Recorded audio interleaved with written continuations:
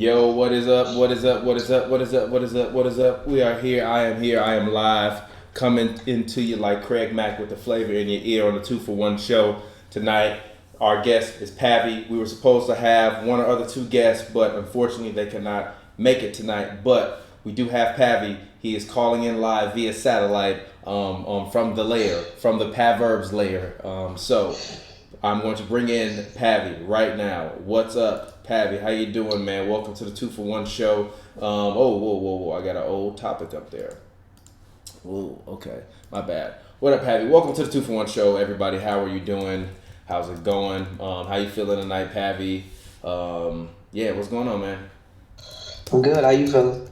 Mello back? Huh? We back? Yeah. Mello back? We back?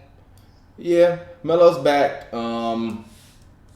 He's back. He is back. That's I wasn't gonna lead off with that. I was gonna talk about that last, but actually, let's go ahead. Let's get right into it.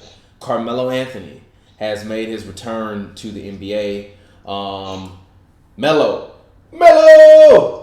is back. And so let's go ahead, hop right into a 2-for-1 show. Talk to me. You watched the game. Obviously, Yeah. Analytics, Twitter was in an upheaval. You yourself, Mr. True Shooting Percentage, did you calculate Carmelo Anthony's true shooting percentage to tell me how good of a game he played today? I did not. Despite his poor plus minus percentage. No, I did not. From what he looks in shape, at least. Yeah. Even when I saw him over the court, he looks like he's in shape. I'm sure it'll take him. I mean, you ain't played NBA basketball in like a year and a half. For somebody to step in at, what's he, 35 now? Yeah. 34, 35? Yeah. 34, 35 after not playing NBA basketball for, a year and not look completely lost. But basically like a year and a half, honestly. And not look completely lost. I think it's actually kind of encouraging. He missed some shots he could have made. There were moments in which he looked all of 35. But I think that just for him, even like there were a couple calls, a couple layups he missed, where it's like if that was 4 years ago, Melo would have got that foul call. But because of I feel like maybe fell off, a little bit of like a good standing with his like reputation. He's not like the Melo that we once all knew. He didn't get some of those same fouls called. But I think that ultimately when Dame comes back, he can actually somewhat help the Blazers. He will not be a savior of the Blazers. The man is 35 years old. You don't only expect but so much. But a couple things I did see that I liked is, he was willing to set screens and pop. And if he's playing the 4, just depending on the team, it can be kind of a disadvantage for some 4s. Also, Melo's still a big body. Like, when he posts people, like, they move. Yeah. You know what I'm saying? So, I mean, I definitely think Melo can still help. But I don't think Melo's will go out here and, be like it's 2007, 2008 again. That was in a play which he tried to, I don't know why he tried to dunk on Jackson Hayes. I think that, maybe he thought if I go strong, I'm going to get a call. Yeah. But I don't think he's like it's 2008. But I think that he can, at least help. I mean, I think that Portland is just searching for answers right now, badly. It's deeper than just signing Melo. I'm honestly about 10 games away from saying Portland needs a sneak tank. Sneak tank. How do you sneak tank? Easy. For one, Dame has back spasms, right? You can low manage people. You can hold people out. Dirk, who knows what's going on with his leg? I don't know when he's coming back. I think that Portland might be in a situation in 10 games or so where it's we put our guys out there, but we start. Nobody cares about actually playing basketball anymore. Nobody gives a damn about actually playing basketball anymore. It's terrible, bro. Nobody cares anymore, G. You sitting there telling me they should tank after they just made the conference finals last year, and you telling me they got an MVP. What kind of sense does that make? Yeah, they got. What kind of sense does that make? Come on, bro. Because they got 5. I'm sick of this. I'm sick of this. I'm sick of it all. Because they have 5 people who are in their rotation. I think, if I'm not mistaken, on their injury list right now. Dame also has back spasms that he's been dealing with, I guess, for the past 3-4 games. He said that he, I think, first got the injury in the what game he said he got it in? It wasn't the Rockets game. I think it was a couple games before that. He said he got the back spasms, tried to play through it, he couldn't play through it. Finally, took a seat. You don't want to run Dame ragged. And again, with the way the lottery odds now, it's not the worst thing in the world if you miss. This is ridiculous. Playoffs. This is atrocious. And also, I'm sick of it. They just seem like they really banged up. Bro, they got 4 or 5 people on the injury list. A lot of teams do. Huh? A lot of teams do.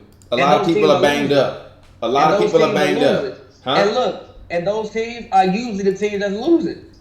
Like the Pelicans, yes, they got 4-5 people on the but end you don't. They losing games. Come on, The man. Warriors, they got 4-5 people on the end. If it's time for them to tank, they losing games. If it's time for them to tank, then it's time for a lot to change. A lot to change. Stop. Not really. Stop it. Not really. I mean, them tanking is preposterous as whoever it was saying that Julia Roberts could play Harriet Tubman. What the hell? That was wild. I didn't even understand that. That was wild. But nah, it's really not. Hell no. Like, again, I never think that I am pro tanking in this new era. As long as you have a plan, as long as it's because people were hurt. If people were hurt, I don't want to run nobody out there, take years off their career trying to chase an AC just to get smoked in the first round by somebody because we wasn't healthy.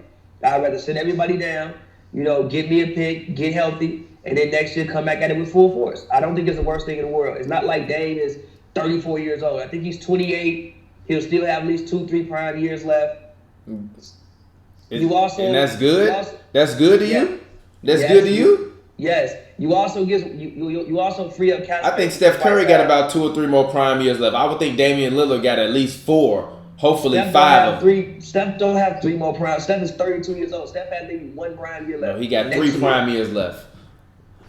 No, LeBron is still in the last year of his in prime. Let's keep it G. No point guard is in their prime at 35 years old. Let's keep it G. I don't agree with you. You froze. You froze for a second, but go ahead. I mean, I heard you, but go ahead. No player is in their prime at 35 years old. Like Steph Curry, realistically, if he's 30, what is that? He's 31 right now, right? He turns 32 in March. So coming back next season, he'll be 32 years old. Really has played about the basketball of a 38-year-old. He has 1 prime year left. Dame Lillard maybe has about 2 to 3 more prime years left. And you also will free up Whiteside's comic off the books because he has a 1-year deal. I think it's $22 million. That's $22 million going off the cap. And you don't have to pay Zach Collins yet. So I don't think, and I think Bazemore's deal might be running out too. I think Bazemore might be on a 1-year deal too, as well. I think he might have 18 years and be running out too. So you have some cap room, could be able to retool properly. I don't think it's the worst thing in the world, but this is something that you analyze as you get towards the new year. If you're still 5, 6, 7, 5 games out the playoffs, then it's time to think about all of that. Not right now. Right now, you just play. But that's my opinion on it.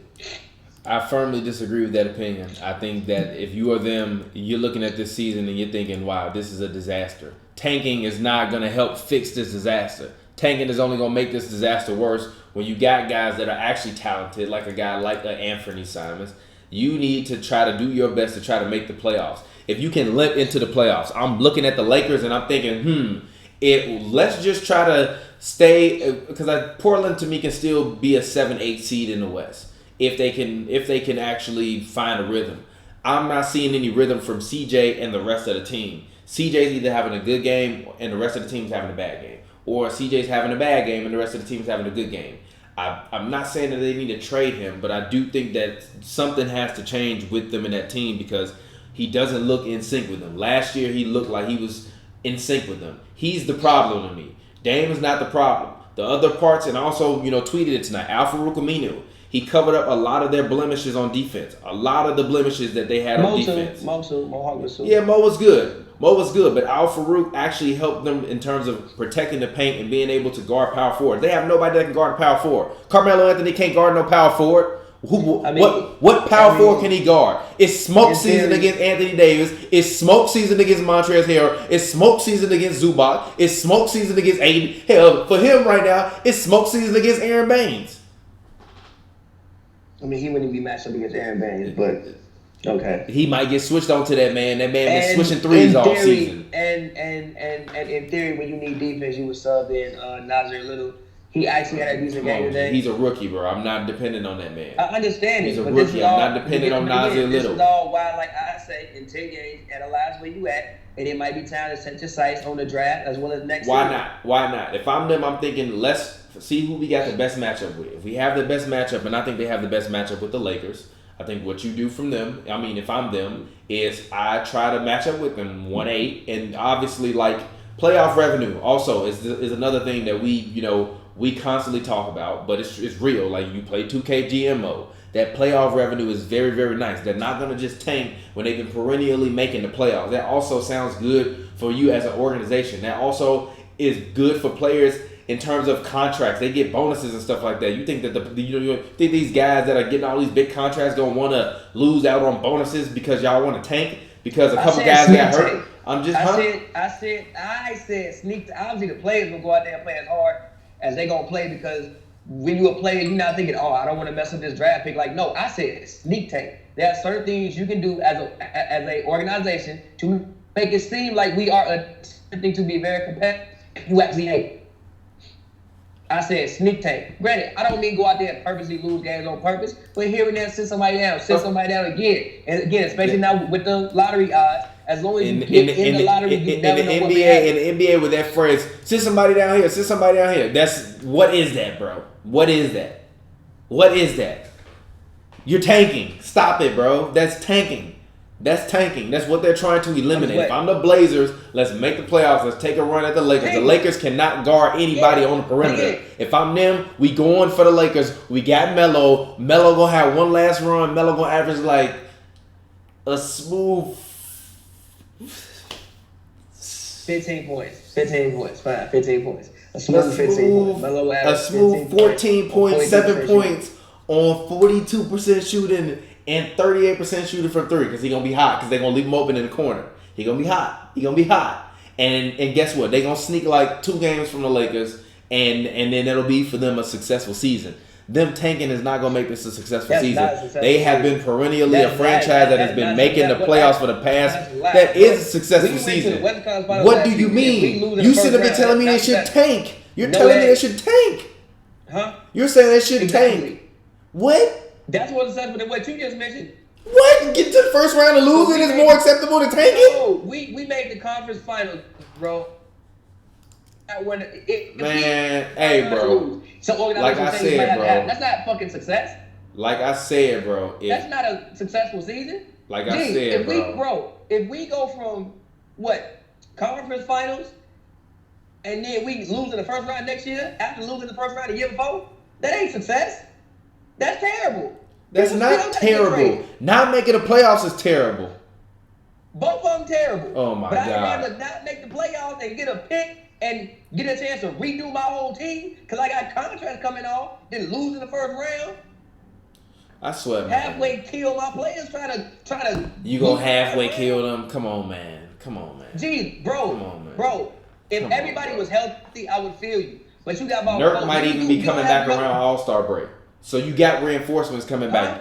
Nurk might even be coming back around All-Star break. So you got reinforcements coming back. Yes, it sucks Zach Collins is out and Zach Collins is hurt. But so what? Move past it. How much do you think Nurk is going to give? And also, he will be coming off the bench for Whiteside, bro. People love to hate on Whiteside. He will be coming off the bench for Whiteside. You telling me that ain't help? He not starting over Whiteside. He going to be fine. I understand, but you also... But listen, you telling me Ed Davis is a difference maker, but you telling me a half-dead Nurk ain't going to be a difference maker?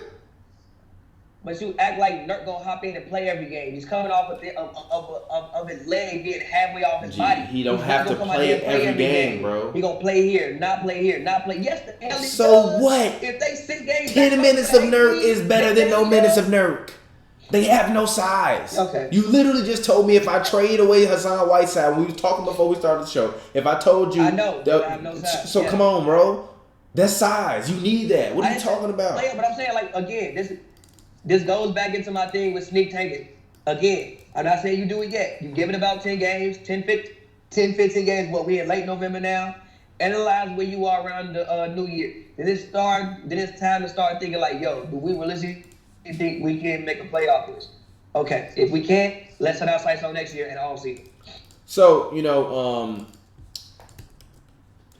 I was watching the game for Melo, and, obviously, I just want to talk more about Melo, because I kind of feel like the narrative that I'm seeing from the other media that is not us, because we did not say one slanderous thing about you, Melo. Yeah, they who did I make? Did I make you that promise or did I make Melo that promise? I think I made somebody that promise. I was like, I didn't say to you. I said Melo that promise. Huh?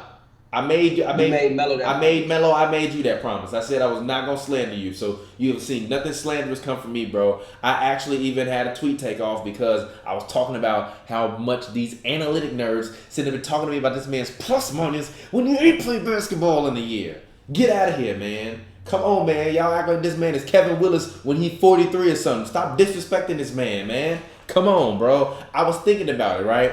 And you remember when we had the guest on the show and he was talking about this player, right?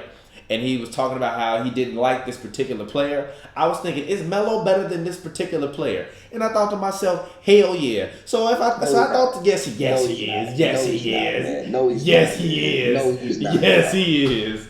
Yes, he is. You set up.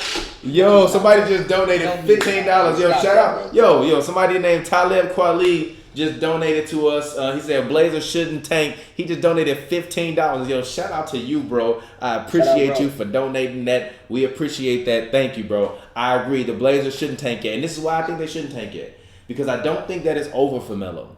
But I do think. Yet. I don't didn't think. Say yet. No. I know. But I don't think it's over for Melo. But I do think that remember I told you that they're gonna do Russ like they do. They're gonna do Russ like they did Melo.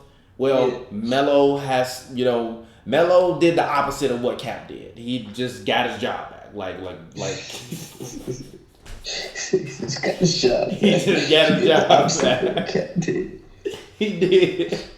Now there's no politics aside or no comments on any of the situations other than that. He just got his job back, so we gotta be happy for Melo, like for real, it sucks Lala's not on power no more because it will feel like it's it will feel like it's 2015 again right now if Melo was signed.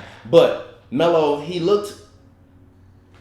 My thing with Melo is I can easily see him getting cut because his salary is not guaranteed until January 14th, and he's only making I think $14,000 a game, so I can see him getting cut. But for Melo, I didn't see what I wanted to see from him. And I'm not going to slander him. This is purely analytical. I was watching him, and I was looking at him on defense. And he did the same thing Melo always does. And he was just floating.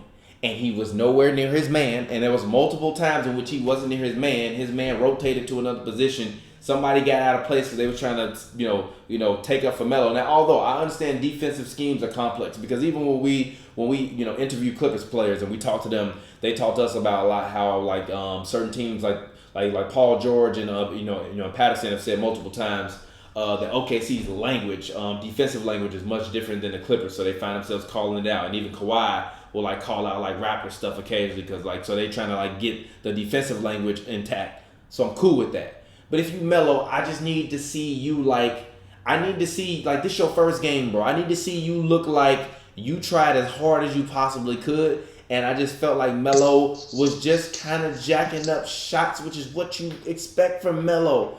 But it's Melo, you can try on defense. Just stand next to your man. Rough him up a little bit. You know what I mean? I will say this.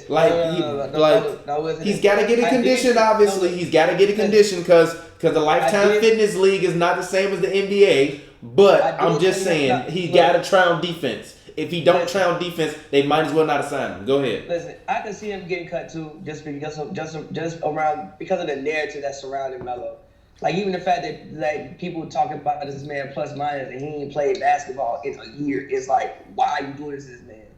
Why is it what you want to bring up? Defensively though, the one thing I will say, he was talking. When I watch games, sometimes defensively, it's all good if you out there flying around the court, but if you don't tell nobody what you're doing, at least he was telling people what he wasn't doing. At least he telling people. I did see him do this multiple times. I did see him do this. Yo, I can't hear y'all. I saw him do this too. But even him. Shout out to Melo. Sitting there and I feel like that was the leadership that I need to see from him. It's you just sitting on defense, at least talk. We understand that you ain't, finna go out there and be Dennis Rodman. I know you got your limitations. My bad. Yeah, I know you got your limitations, especially on your first game back. And then we also got to realize you playing against New Orleans. You playing against a team that plays the fastest pace in the NBA. Yeah. So I'm sure you tired as hell just running up and down the court. They passing the ball all everywhere. I'm sure you were tired as hell doing all that. You ain't played basketball in the whole calendar year. But at least you were talking. At the very least, you told people what you was doing. And then he did have 4 rebounds. I think he had a block. Yeah. At least he, tried to get his hand in there for steals a couple times. At least he had 5 fouls. If you wasn't doing nothing else, you fouled him, man. Hey, I ain't gonna just run past him, but foul you. Yeah. So it's granted, he wasn't. He's older now. Melo ain't never been known for playing defense, but at least he was talking. When I was watching the game, I'm like, man, I can hear you through the screen. If this was Hoops and Brews, the name of this episode would be At Least He Was Talking. At least he was talking, G. Like, at least he was talking. At least he was telling people what you not doing. At least. I'm over here, bro. Get that man. At least you told me that. And then just staying there quiet and then just look at me when the man just uncovered. And there was one nice closeout he had. I think it was on Frank Jackson. He had a very, very nice closeout. I'm like, all right, like, you at least trying. I didn't see that. I saw a lot of ball watching, which is not what I need from Melo, because then that opens up people to get cuts. It does. Am I wrong? Am I wrong? Doesn't it open up people to get cuts? It opens up people's availability to be able to get cuts. When you literally, I'm looking at the man. Now imagine, like, you see me on the webcam, right? Now imagine we playing basketball and the ball is over here to my right and you are standing here and I'm looking this way. How do I know where you going? That's what I'm saying with Melo. I need Melo to like stay on his man. It's bigger than talking. Stay on your man. Like you don't have to be Ben Wallace. What you floating around the lane for? You not blocking nothing. But I ain't even see the play when he tried to dunk. That's the sad part. I ain't even see that. I feel you, but at the same time, it's like dribble penetration. He might be eager to help. Then the ball get kicked back out. You know what I'm saying? Like it's deeper than just that. I'm talking about today. Also, I feel you, but I also look at the two guards that's in front of him. You got Anthony Simons and CJ McCollum. Ain't like them two defensive dynamos in front of you either. So I'm sure people break it down like, gee, Drew Holiday was getting to the paint so effortlessly today, creating moves, G. That which collapses the defense. Let's not act like Drew Holiday ain't cold, bro. Let's not act like Drew Holiday ain't cold. I'm not saying he wasn't cold, but he should be getting to the rim like that. The man would look like Harden. He's good. He averaged 22 and 7 last year. The man was Euro stepping to the rim like he was Harden, G. Okay, so what? He Euro steps. You see, this is also one thing I noticed about you. You didn't watch that many Pelicans games. You did not watch. No, I did not watch that many Pelicans games. I realized you didn't. You did not watch that many Pelicans games because Drew Holiday Euro steps all the time. He does that little goofy ass Euro step and then he lay it up with his left hand. I understand that, but this man Melo, that dunk attempt. My God, Melo, come on, Melo. Jesus, Melo. This man, Melo, who did you think you was, Melo? Try to dunk that man. Yeah. Come on, G. Hold on. He was nowhere near him. What? Come on, G. What is this, fellow? Come on, G. All right. But I just put the picture on there so that way they can see it. Come on, G. What is that, Melo? That's not jiggy, but it's cool, Melo. And I'm saying I'm not gonna slander you. I respect it though. I respect that. But I just want to see that same level on defense.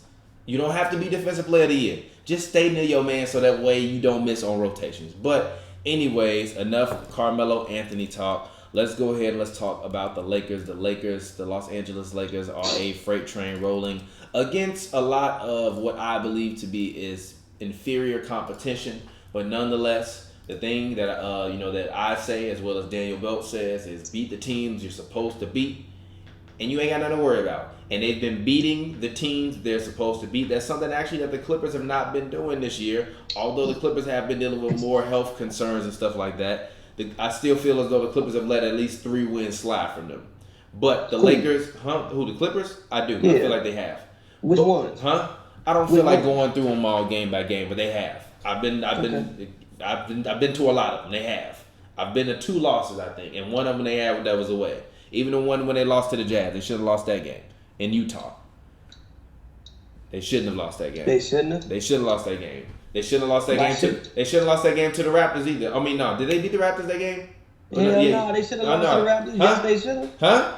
No. Hold on, wait a minute. They did beat the Raptors. Hold on. Now we finna go back and look at it. Now. They did beat the Raptors. Now we finna go back and look at it. But the point is, I'm going to continue to talk about the Lakers. We can talk about the Clippers at another time. The point is, I still feel like the Clippers have let some losses get away from them. Oh yeah, the Pelicans. I still feel like they should have beat the Rockets. I still feel like also the loss to the Bucks, they should have won that game. I still think they should have won the Suns game. Honestly, every game that they done lost, I think that they could have won all of them. Or they should have at least won all of them. So you can disagree with me. That's your opinion. I'm looking at all of them, and every single one of them, they should have won all of them. Like there's no reason. There's really no reason other than they just didn't play well in particular nights, which is fine. But the thing about the Lakers is The Lakers have been playing well night in and night out, and I got to give them credit for that. I got to give LeBron James credit for that. Let's give a shout out. Actually, Trash Player of the Night award. You know what? I'm going to switch it up tonight. You know what? I got to do it for my guy, man. I got to give out, instead of giving out a trash award tonight, I'm going to give out a silver microphone to my man, Kentavious Caldwell Pope, man. Let's give a silver mic to KCP, man. KCP, man. One thing about KCP is he's always in the right place. Now, whether he gets the wrong outcome or not, that's dependent upon the situation. But he's always in the right place. Tonight, he was in the situation. Am I lying? Am I lying? Am I lying? Am I lying? Am I lying? That's why he has to take so many. Am I lying? That's why he gets memed so much, because he shouldn't be taking them damn shots, but he does, and he misses them effortlessly. It's beautiful. He is the JaVale McGee of shooting guards, and I give him credit for that. But tonight, when the Lakers needed him, when they couldn't necessarily put the Thunder away toward the end of the game after LeBron, kind of was, heating up a little bit, Kentavious Caldwell Pope was open for a three. He knocked down the three. He pushed the lead up, and that pretty much sealed the game for the Lakers. So KCP, this silver microphone goes to you. Usually, I would give out the trash award, but tonight I'm gonna give you this silver mic. Shout out to you, KCP. Actually, you know what? I do got a trash award to give away tonight. I'm sorry. It's going to hurt me, man, because I love this guy. But CJ, I need you to be better, bro. I said you was going to be an all-star this year. I said you could do it. I argue that you could do it. And you ain't been looking like no all-star, bro. You have not been looking like an all-star. You have not been looking like an all-star. Buddy Hield is looking more like an all-star than you've been looking like an all-star. And you're better than Buddy Hield. You're better than Buddy Hield. You're better than Buddy Hield. So tonight's trash award goes to my man CJ McCollum. It comes for us all. I'm sorry. Shout out to KCP though. But anyways, back to the Lakers. Are the Lakers the best team in basketball? I mean, that we've seen. I guess. I think the Clippers are the best team in basketball. I still think that. On the court. You still think that? You still think that? Yeah. We just ain't seen the team on the court yet, and I don't know if we really gonna see that team on the court the way we think we gonna see that team on the court. But on paper, I still think it's the Clippers. But that we've seen on the floor at Lakers, obviously, Lakers. I think one, they have the best defense, and they figure it out offensively. Their defense is so good that it allows them to figure it out offensively. Mm-hmm. Hold on, wait a minute. You're breaking up. You're breaking up. Today, I can't hear you. You broke up for a second. Repeat what you just said. Oh, I said I think AD had his best game as a Laker today, and I think that they played defense so well. He had a 40 and 20 game. Yeah, but this game was better. Gee, I swear to God, bro. It was. A lot of that game was the fact. Bro. A lot of that game was the fact that Jaren Jackson could not stay. Jaren Jackson gets in foul trouble every single game. He's great. If he would average 20 and 20 if he could just 20 and 34 and 7 is better than 40 and 20. Yes. Just look at how he was shooting the ball. He was way better from the field tonight. I think he had 4 blocks tonight, 3 steals tonight. He had a much better game than what he had in that game. You tweaking. That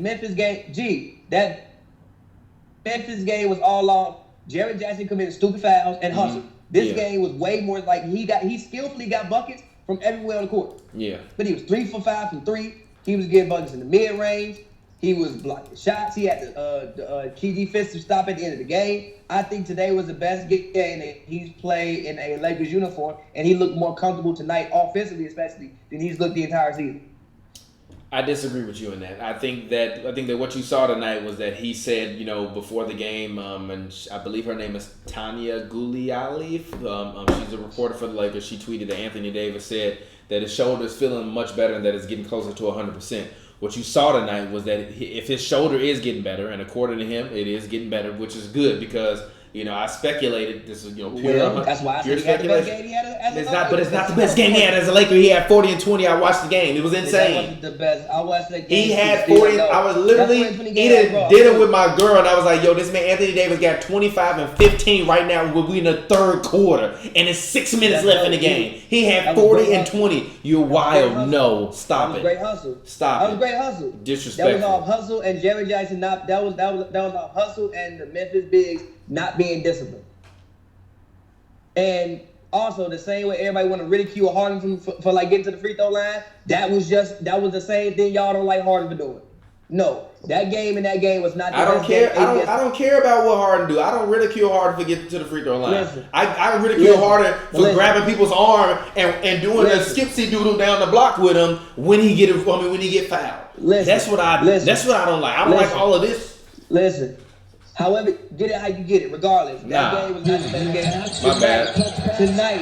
Hold on. My bad. Tonight was the best game I'll see AD play in a Lakers uniform. And like I said, offensively, I've never seen him score the ball as well as he did tonight in a Lakers uniform. And defensively, he was looking like the defensive player of the year once again. All over the court, blocking shots. Like, bro, they had like what? Didn't they have like 4 straight blocks on the possession? Like 5 straight blocks? Now, granted, some of them was goaltends, but so what? That's intimidation. It is. I'm sorry, bro. I'm sorry, bro. Like, you're disrespectful. No. I watched the game with my own eyes. I watched this game. This game was not better than when that man had 40 and 20, bro. You're tweaking, bro. Yes, it was. You're tweaking. Yes, it was. Yes, no, it wasn't, bro. It was a better performance on both sides of the ball. No, it was not, yes, it was. bro. No, it was not. He even had the key defensive stuff at the end of the game on the perimeter player. Yes, it was. You're tweaking, bro. But Only thing he did better that night was rebound the ball better. And that was off hustle because he knew, oh damn, my shoulder's dead. I really can't score like that. So let me go in there and go rebound. What does that have to do with anything? What are you talking about? I just told you, he scored the ball better from everywhere on the court tonight. And also defensively, the reason why he didn't have 2 rebounds tonight, because I had to go guard Danilo, who on the perimeter had the damn game. So I'm out there on the perimeter getting stops, getting steals, blocking shots. Again, he for the one time, he even had the key defensive possession down the stretch that won him the game. Made Danilo travel. So no, tonight was a night I was like, damn. You went out there and dominated on both sides of the ball, and especially offensively. You're out of your mind. You got skilled buckets. You're out of your mind, you're out of your mind. The 34, 7 rebounds, 4 assists, 4 steals, 2 blocks, and 2 turnovers is not better than 40 points, 2 blocks, 2 assists, 20 rebounds, on shooting 26 or 27 from the free throw line. That's dope. Exactly. No, it's not better. Stop it. What did you from the field? Huh? He shot from the field 7 of 17, and still had 40 and 20. Huh? And what? And they won by 30. And they won by 30. What did he shoot? And they won by 30 though. But did you hear me? They won by 30 tonight. Tonight they barely escaped the OKC team. They're sub 500. Can you tell me what he shot tonight? And also tell me Anthony Davis tonight was 13 of 24. He was 3 of 5 from the 3-point line, 5 of 6 from the free throw line. Exactly. Better game. No, it's not a better game. It's not a better game. His plus minus, he was only even a +1 today. In the other game, he was a +19. You love plus minus, Mr. Plus minus. You love it. You love it. Tell me what his true shooting percentage was that game. Calculate that up and tell me what his true. I bet you his true shooting percentage was better when he scored 40. I bet you his true shooting percentage was better when he scored 40. When he gave you 26 free throws, I bet you his true shooting percentage was better then. You won by 30. You won by 30. Jaren Jackson could not stay out of foul trouble. Tonight was the most skilled buckets I've seen that man get all over the court in a Lakers uniform. And also, he was also asked to guard on the perimeter tonight in space, in which he did an incredible job. He had to take Gallinari around screens tonight. So what? So what? You want to play power forward? That's what power forwards do in the NBA. What are you talking about? Today was the best game I've seen AD play in a Lakers uniform. Like, yes, that 40. Yeah, he changed the knee. Hey, that 40 and 20 game was dope. He hustled. He got rebounds. Shout out for that. But I had never seen him play a more skilled game in a Lakers uniform. I'm gonna keep saying in a Lakers uniform than what he played tonight. This was the best game he played. He was getting buckets out the pick and roll, getting buckets out isolation, getting buckets in pick and pop, getting buckets in the paint, blocking shots, getting steals, getting down transition. One of my girl's friends, dog, but that's my dog, DWG. Sorry, he was barking and shit. But I'm sorry, I can't agree with it. I watched the 40 and 20 game, and literally, it was one of the most amazing things I've ever seen. I watched both of them too. Yeah. Damn, Jesus. Sorry. Sorry. These what highlights, in the hell? The highlights just keep randomly playing in the background. But, anyways, thoughts on LeBron James? Another triple double for the King. The chosen one. He continues to light it up. In terms of just the stat sheet. My question with LeBron James is: are you worried about LeBron's minutes? Currently, LeBron is 4th in the league in minutes. No, because he's not top 10 usage. So it's like the way he's playing right now, he's playing a much more perimeter-oriented game. How many times did you see him hit the ground today? Maybe 3? Maybe 3 times? Yeah. Like, nah, not really. Like, I think people are making a little bit. But for a player with ligament damage, for somebody who said he had a groin tear, I don't think 34.8 minutes per night is good for him though. I mean, I hear you, but same time, it's like also Rondo was back. So you weren't on ball all game. Like, Rondo took some pressure off you. So if you ask him, he probably found ways to get rest in games. Like I always talk about, Michael and Kobe said they would find ways to get rest in games. I guarantee you tonight or in these games, he finds ways to get rest in games, especially with Rondo out there to take some of the ball handling and playmaking responsibilities off of him. Yeah. Like, I can throw Rondo the ball like, bro, Rondo, need 5 possessions, bro. Figure it out.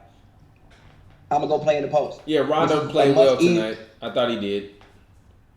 He did, again. And Rondo was doing exactly what I thought he would. Just set everything, calm everybody down. Shot terribly, but I mean, this Rondo. He still had 10 assists. So what? No. You just hear what I just said. I said he shot terribly, but so what? He had 10 assists. That's all you need from Rondo. Yeah. 10 assists. 10 assists, don't turn the ball over, and just, settle the game down. Yeah, and if he can actually start to knock down those mid-range jumpers, which he missed a couple of them on the elbow. I mean, he can, 5 out of 10 for Rondo and 12 points and 10 assists. That's a great game for him off the bench, especially if he's playing 27 minutes. Kyle Kuzma got poked in the eye tonight. That looked pretty gnarly. He was bleeding from his eyeball. What are your thoughts on Kyle Kuzma? I mean, my thoughts on Kuzma is, for one, Kuzma's doing what I said that I wanted him to do. Is he back? And that's the, huh?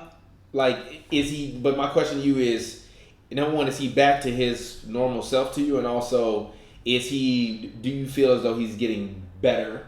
Do you feel as as if you've seen the evolution, that you were looking for? Do you still think that he has some more things that he needs to kind of work out before they kind of head into the All-Star break and start to get into that final stretch? I mean, I think he just got to get more comfortable with the team and with his role. But I think he's doing what it started in the Phoenix game, where it's I said that I need him to be Kyrie or his version of Kyrie. It's even when Rondo threw before he got poked in the eye, and he threw the ball with 2 seconds left on the shot clock and just pulled up a 3. Again, I don't need Kuzma to score 25. I just need him to give me the best 15 to 18 points of the game. As in, when we just throw you the ball in random situations, bro, figure it out, G. Hey, bro, we ain't got no more offense to run here. Now, whether that comes to you shooting up 26-foot 3, you taking a dribble when you shooting, those are buckets that I need Kyle Kuzma to get. And I'm finally starting to see that from Kuzma. I think he was even shooting 50% on threes coming into this game tonight. Yeah. He had been shooting much better. So, look, he's only going to get more comfortable, I hope. You talking about on a season? No, not on the season. Past couple of games. Okay. On a season, he's shooting 32.8%. Let me see if I can find his game log. Currently this season, he's 19 of 58 from 3. Let me see if I can find his past few games. But go ahead. But yeah, granted, I think he'll be fine. I think he's figured out. But he's only played 6 games with the team, really. 6 games, 6 games. Yeah. And today he's played don't really 10 count. games. He's played 10 games. I mean, okay, 10 games. And today don't even count. Today don't count, and the Bulls game, the first game don't count. Those 2 games don't count to me. So to me, he's played 8. Okay. I think he'll figure it out. I think he'll get more comfortable. I think he'll be fine. But I am seeing glimpses of flashes and like flashes of what I meant when I said I need Kuzma to be Kyrie or his version of Kyrie. Mm-hmm. Okay, all right. Moving on, the Warriors beat Memphis. Obviously, they are the worst team in the NBA currently right now. But this is a good win for them. Eric Pascal looks to be very, very good. Draymond Green almost had a triple double. He lit it up today. With 8 points. What are your thoughts on the Warriors as they continue? He lit it up with 8 points. Yeah. What are your thoughts as they continue to head kind of forward in the season? I have no thoughts on the Warriors. I have no thoughts on the Warriors. Talk to me about them next year. That's my thoughts. Why next year? Talk to me about them next year. Why next year? Why? Cause like what they gonna do this year, bro? What you mean? It's worth talking about. They just beat a Memphis team that's been playing kind of decent this year. Memphis has not been that terrible. The Warriors have also lost a lot of close games, including that game to the Celtics. It was a very, very close game. A very, very close game. This is a team Steve Kerr. Yeah, go ahead. Steve Kerr is a good coach. Like, you're not just gonna run out there and get like rolled over with Steve Kerr. Steve Kerr is a good coach. He's like, they have guys who, like, the one thing I remember about the Warriors is, yeah, they suck, but they have guys who are like all trying to get second chances in the league or a first chance in the league. They trying to stay in the league, bro. Like, Burks trying to stay in the league. Glenn Robinson trying to stay in the league. Bauman trying to stay in the league. Marquise Chris trying to stay in the league. So they don't come out there and compete every night. Now, they may not win because up here, they don't have the same level of intelligence as maybe some other more veteran teams, but they can come out there and compete every single night. So I don't think you have a issue with them trying to compete. Like, you don't have no guys that's on, like, okay, for instance, we like talking about the Bulls, right? That's why like they don't compete. Yeah. Well, you got guys who know they're gonna be in the league next year. Yeah. Like, I think Marketing knows he's gonna be on contract. Levine knows he's gonna be on contract. These guys don't know nothing. Yeah. If they come out here and not compete, they get cut tomorrow. Yeah. So they will come out here and play hard every game. I mean, like, yeah, that's cool. It's building, chemistry for next year and things like that. And also, again, these guys are trying to stay on the team for next year. Like, the Warriors do need new bench players. Even when Steph and Clay and all them guys come back, they can't play 48 minutes, and they getting older. So they definitely can't play 48 minutes. They need new bench players with experience. Yeah. But as far as this season, they're going to lose a lot of games, but they'll get a nice lottery pick. We'll see where it takes them in the future. All right, cool. So let's go ahead and let's actually move on and let's actually talk about the Phoenix Suns, man. The Suns lose to the Kings tonight. Unfortunately, Ricky Rubio had 1 point tonight, which was terrible. Rashawn Holmes has been playing very, very well to me. Just kind of watching the Kings over these past couple games. Obviously, the Kings had a really, really terrible start. I told you that Luke Walton was the worst coach in the league. I still think he's the worst coach in the league, but I think that he finally has convinced a group of young guys to believe in him. I think that at first, kind of to start it off in the season, I think that it was a little bit rocky. But I think that now also that De'Aaron has kind of been injured a little bit and Corey Joseph has been starting, I think that like Corey Joe is not really trying to come in and like rock the boat. You know what I mean? So he's just gonna do whatever Luke Walton tells him to do, if that makes sense. So I look at a guy like Corey Joe as being kind of like a calming presence for this, for these guys, and I think that's why they've, they've kind of evened it out. And they're a team now. Well, when I told you before the season, I told you that they can be like the 9th seed. They're not that far away from the 8th seed. The Spurs look trash. The Warriors are trash. I mean, hey, the Kings realistically could wind up this year getting as high as to be the 6th seed. Bogdanovich tonight again went crazy as hell. Buddy Hield had a trash game tonight. Yes, they can.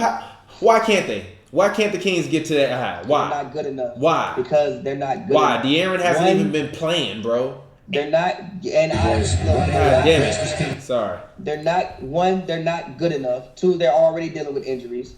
These guys have to come back and then stay healthy. And also, they're just not that good. They're really not good. They're not that good. They're not really good. They're cool. I think we'll see.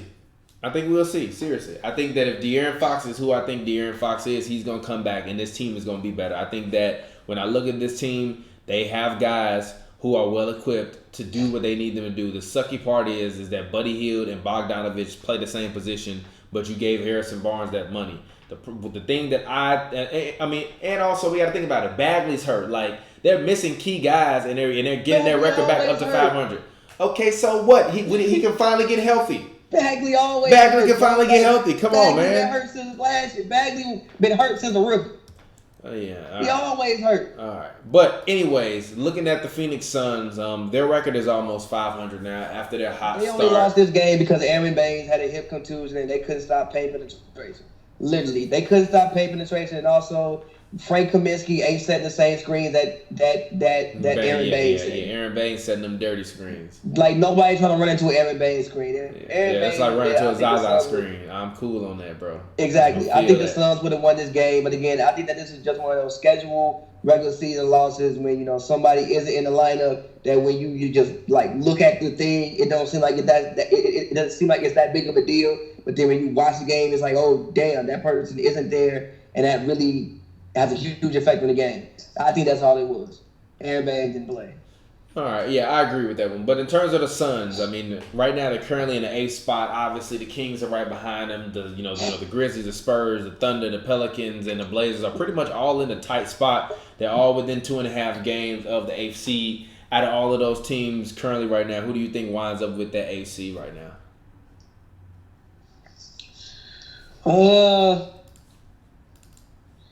gonna still say the Spurs, and I'm gonna still hold out hope on the Blazers for a couple more weeks. Okay.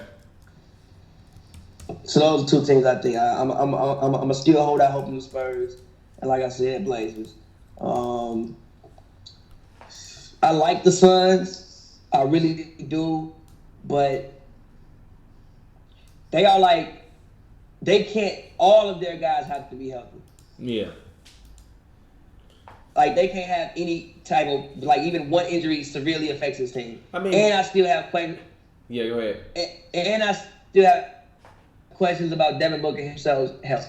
Like, Devin is good to miss 10 games every year, for the most part. I mean, well, Aiden's already out right now. He's a guy that you're looking at is coming back in 25 games once he gets off his suspension. You gave reinforcements to come back. When he comes back, theoretically, Baines goes to the bench, so then that's depth for you to have and for you to add. Also, the trade deadline is still up. I'm not upset with it. But if I had to pick a team right now, honestly, I'm going to still go with the Pelicans, man. I still think the Pelicans can make the playoffs.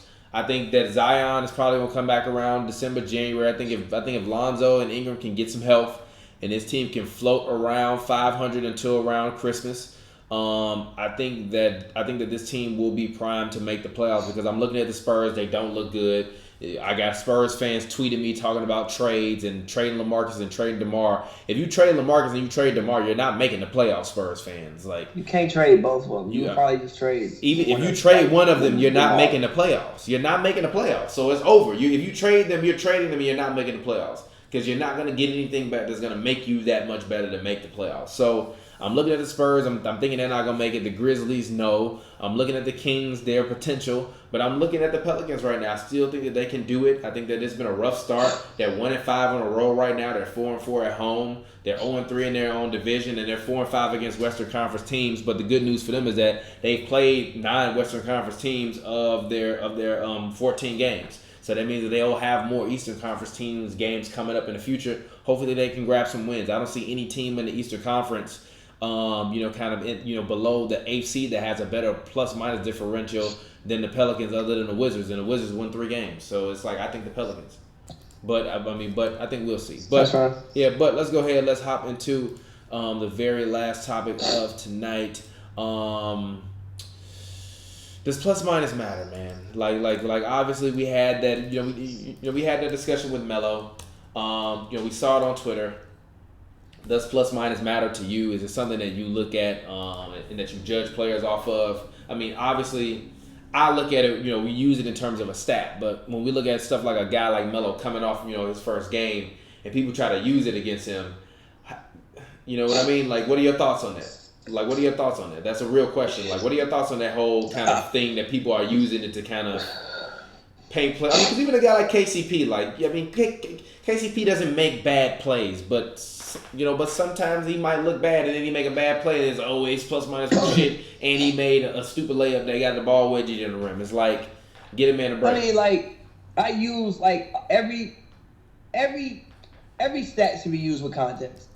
like, yes, I use advanced stats. Yes, I use plus minus. Like, I like it to an extent because one, it shows uh, how much of an impact you had on the game. But I don't think you should use it for players who play a lot of minutes. Like, if you play 38 minutes, it's very hard, and it was a close game. It's hard to have a great plus minus. You play so many damn minutes.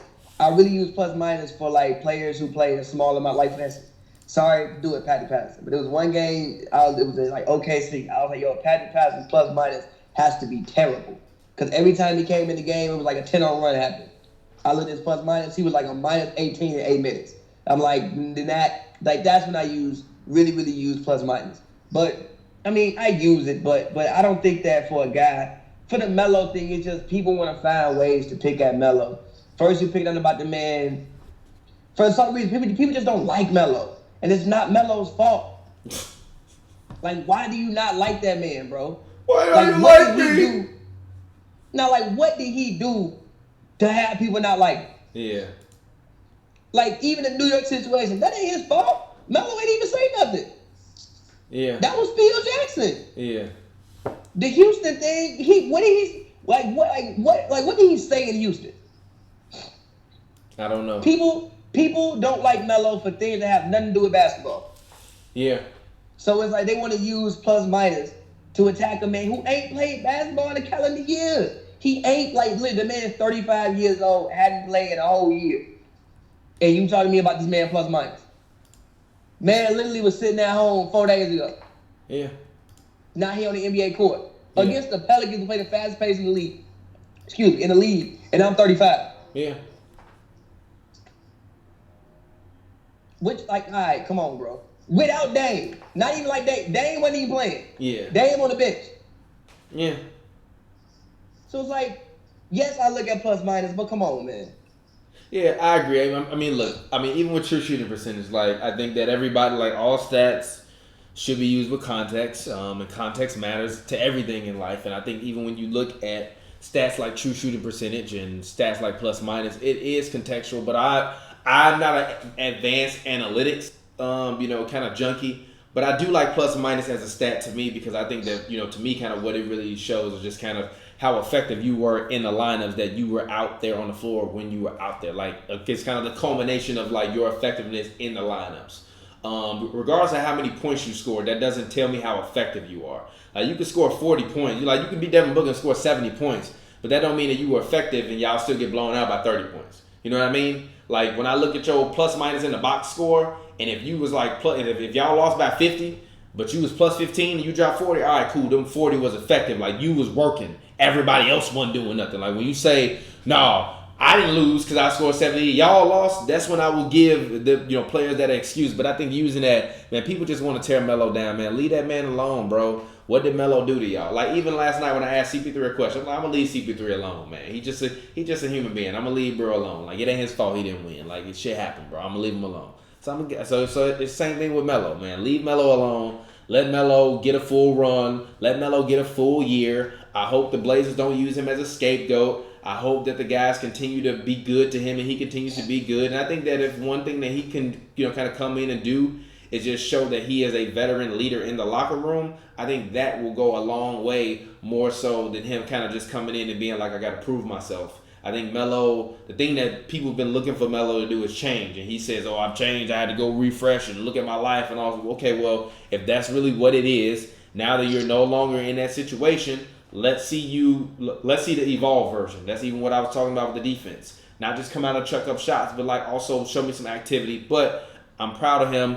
Plus or minus, it matters. But like all stats, they matter with context. But anyways, any final thoughts of the night before we get ready to get out of here? No, not even like. No? Okay. No. Okay. All right. So my final thought of the night is that it's been very, very interesting to get to see the inner workings of this Clippers thing kind of as they slowly kind of get to build it. I think, the one thing about the WNBA season is although you covered it the whole season, I got to kind of like passively hear it from like, kind of helping you and like, kind of with the clips and stuff and then you talking to me about it. And then like as the playoffs happen, like right before the playoffs, you got to kind of see like the culmination of like everything you have been talking to me all season long about, like Sydney Weiss and Maria Vadiva, and I kind of like finally like got to see what you was telling me.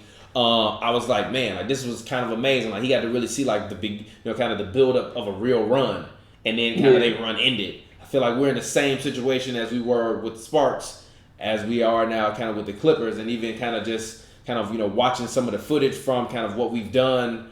And even just kind of thinking, kind of from the prospect of like when we used to have podcasts and we was talking about PG and stuff, like we used to talk about PG and his role and PG in Indiana. I remember us talking about him wanting to leave Indiana. We were talking about that back then. We were talking about him when he got to OKC with the beginning of a relationship with Russ. We talked about it when it ended. We talked about when Dame waved bye to him. Like, you know what I mean? Like we talked about all of that. So it's very interesting to just be able to see it up close, kind of an in person, to be able to ask. Also, strategy wise, I mean, even when like you text me like, "Yo, PG has said the thing," like I remember like listening, I'm like, I disagree with you, but I know why you think that. Yeah, exactly. And he said like you can't, but I disagree with him. Yeah. Someone, a reporter asked Paul George about defenses playing him or something, and he basically said like, when it's me, Kawhi, Trez and Lou on the floor, you won't be able to double team or trap any of us because we got playmakers. And every one of us gonna be able to give you work, and I agree. Yes, you can. Every single last one of them are gonna be able to give you work.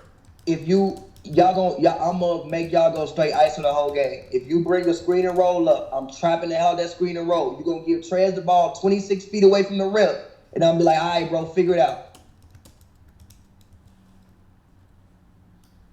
And Lou, but you're not gonna set him up in the same situations though. Like you're not giving Doc Rivers enough credit, bro. You're not. I don't know. Like even yesterday when we were watching the game, that's not what I'm saying. I'm just saying that like that thing, I'm taking that like granted, we gotta give up something. I know that like somebody gonna have whatever. Like Lou might kill us. My thing with Lou is I don't want Lou to see his left hand. Sit on that man left. I want every shot he takes to be going right. You can't, you can't do that because guess what? If you do that, cool, I'll give the ball to Paul George. If you do that, oh, cool, I'll give the ball to Kawhi Leonard. Like there are too many options, bro. It's just too many options.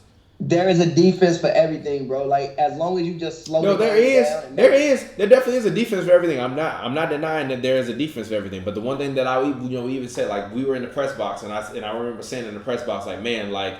The Clippers, like if they don't run a set play, like they kind of don't look like they really have no movement on offense if they're not running a set play. But even if you look at it in terms of pace this year, with Kawhi now on this team is 11th this year in terms of pace. So let's see what they were last year. Last year, the Clippers were in terms of pace, they were 7th in the NBA in terms of pace at 101.7. This year they are 11th in pace, but they're at 102.82, and that's without a whole Paul George, who averaged 25 plus last year.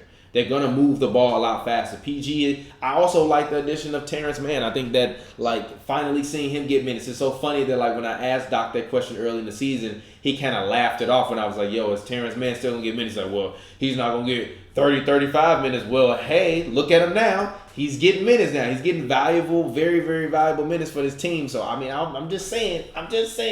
But but we will see. But anyways, before we get ready to get out of here, let's go ahead. Let's get into it. Final stat of the day. My stat of the day is I was just looking at the NBA standings, and according to NBA.com, the Los Angeles Clippers are a terrible 1-4 on the road currently this year. That is something to be worried about. I look at them. How many of those were back-to-backs though? It doesn't matter. If he's not gonna play in any back-to-backs, then that doesn't matter. Think about it. Even if it's just PG and a team, it doesn't matter. In the playoffs, though. Huh? There's no back-to-backs in the playoffs, though. We're not talking about the playoffs. We're talking about the regular season. You still have to get. We talking about the playoffs. You still have to get. No. You still, even when you're talking about seeding, you still have to get to the playoffs. I have a few questions that I have been holding for this team and for Coach Doc Rivers. I am waiting until we get to these particular points in the season, but I have them written down because they are very valuable questions that I have and I want answers to. But we're not at that point in the season yet. But it matters as we go through the season. I've heard Doc say numerous times that he does not pay attention to the standings until around the beginning of February. But but they've been dropping a lot of games, and Kawhi is low managing. If he's low managing, it's going to be very, very interesting as well, because I also think that Paul George is going to, they're going to low manage him a little bit. And I also think Patrick Beverly with that left calf strain, and then they're going to start to try to low manage him a little bit before the playoffs as well. I don't see Lou and Trez doing that at all. Shout out to Trez, Monster Trez. He's been lighting it up. I cannot wait to ask him if he's going to be an all-star. I'm just waiting. I'm waiting on the right moment though. I'm gonna ask him. I'm like, yo, you think you can be an all-star this year? And he gonna give me some political answer. Like, man, I'm just trying to be a good player and like do the best I can for my team, win games. And I'm be like, that's not what I asked you, bro. But I appreciate the answer. But shout out to Trez, man. But anyways, let's go ahead. Let's get ready to get out of here, man. Shout out to everybody. Thank you for watching. I appreciate you. You all are amazing. Much love and much appreciation for you all for watching 2-for-1 Show. Pavy, go ahead and get your plug in. As always, man, follow me on Twitter at PavyWorld, Pavy World, all one word, Pavlov.com. Make sure y'all check that out. All right, cool. Thank you, Pavy. I appreciate you for joining me. Go ahead, get some rest. Tomorrow, fans, we will be covering the Clippers versus Celtics game. I will be in the building to watch the number one team in the NBA play the Los Angeles Clippers. It is going to be an experience within itself. As always, fans, make sure you go ahead right now and you subscribe right now. Hit that subscribe button. Subscribe. Also, if you're watching this video, there is merch below the video. Buy the merch. It's below the video. It's literally on YouTube. You can see it. It's right below the video. Buy that merch. And also, I gotta make a shirt. I'm gonna make a shirt. It's not gonna say do your Googles. It's gonna say do your searches. B. I got you. I'm gonna make that shirt. I'm gonna make a shirt that say listen, like 50 times, and I'm gonna put Pavy's silhouette in it. In the middle of the word, just gonna say listen. It's just gonna be your silhouette, like the fro. So just send me a picture of your silhouette. So with the fro, I got you. I'm gonna make that happen ASAP. We're gonna have some new merch for y'all coming. I'm also gonna have some you on that Booger Sugar shirts. But yeah, what were we gonna say? Oh, and then Friday we seeing the GOAT. Oh no, you seeing the GOAT. You seeing the GOAT on Friday. The GOAT. He ain't the GOAT. He ain't the GOAT. The GOAT. Pavy is gonna cover the Rockets Clippers game. Pavy's gonna cover the Rockets Clippers game. I know. Harden World. Yes. I already know after the press conferences which locker room you're gonna be in. Hey, Harden G. Hand. Look. Phone gonna be shaking like a motherfucker in your hand. Nah, bro. James, when Nah, bro. I need a one-on-one beat for the game. Like I have to. Find a PR. Scrub shit. I need a one-on-one. Find a PR. I got you. I gotta ask that man 3 questions. G. I gotta ask that man 3 questions. So like the internet needs that content. Like Nipsey said, get your lawyer on the phone. We can make it real. R.I.P. Nip. R.I.P. Nip, man. But also make sure you check out our latest episode of Hoops and Brews featuring Glasses Malone. It is available on the channel. It is hilarious. It is amazing. I will get ready to get up with you. Thank you, Pavy, for joining the 2-for-1 show. I appreciate it. Fans, as always, make sure you subscribe to our Patreon, patreon.com/HNB. Pavy, thank you very much for joining me tonight. This has been a 2-for-1 show. I am actually going to play some of our Clippers content so that way you guys can see what we've been up to. I'm about to run back a little bit of a reel of some content that we've shot over the past, including Paul George's post game from last night's winner against the Oklahoma City Thunder. Get ready to check it out. Thank you, fans, for tuning in to the 2-for-1 show, and I appreciate you for tuning in. Make sure you drop a like, subscribe to the channel, and share a video with a friend. And also, send us a DM on Twitter. Add us on Twitter. You might be able to call in one night and talk to me and Pavy. Alrighty, peace out.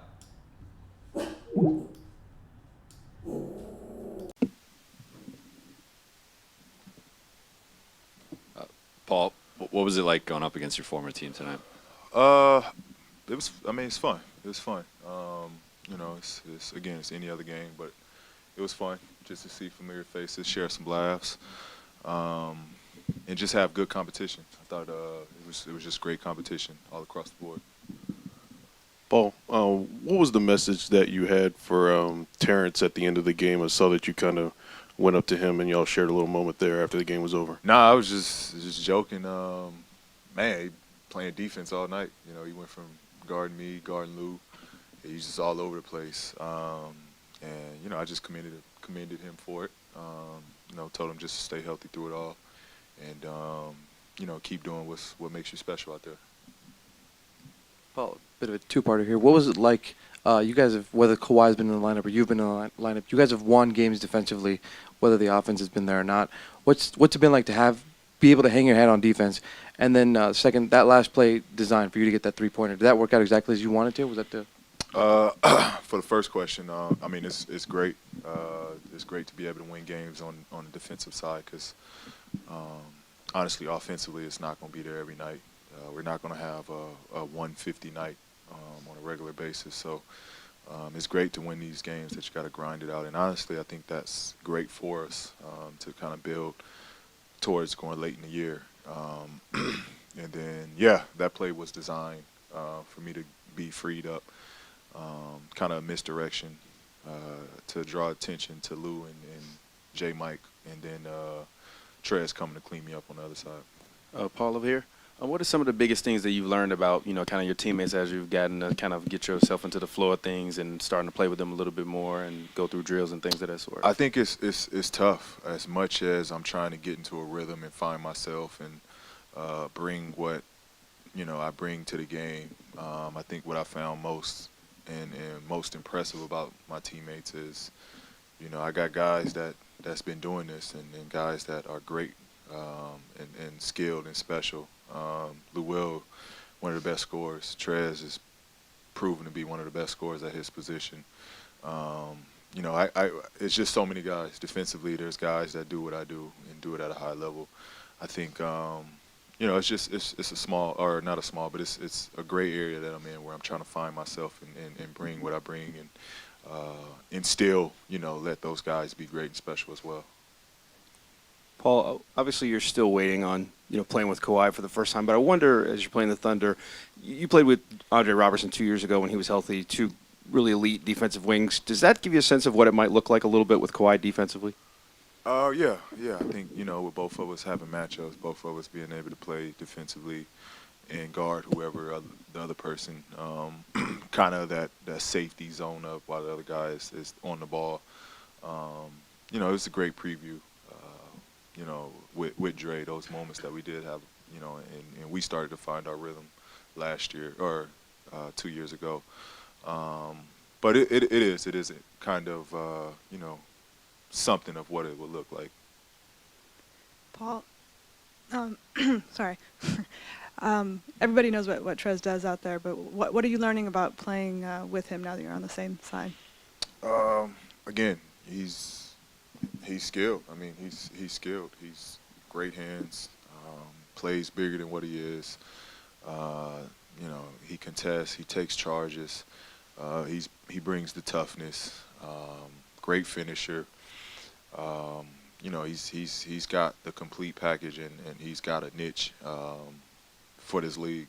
He's definitely got a niche and he knows his game.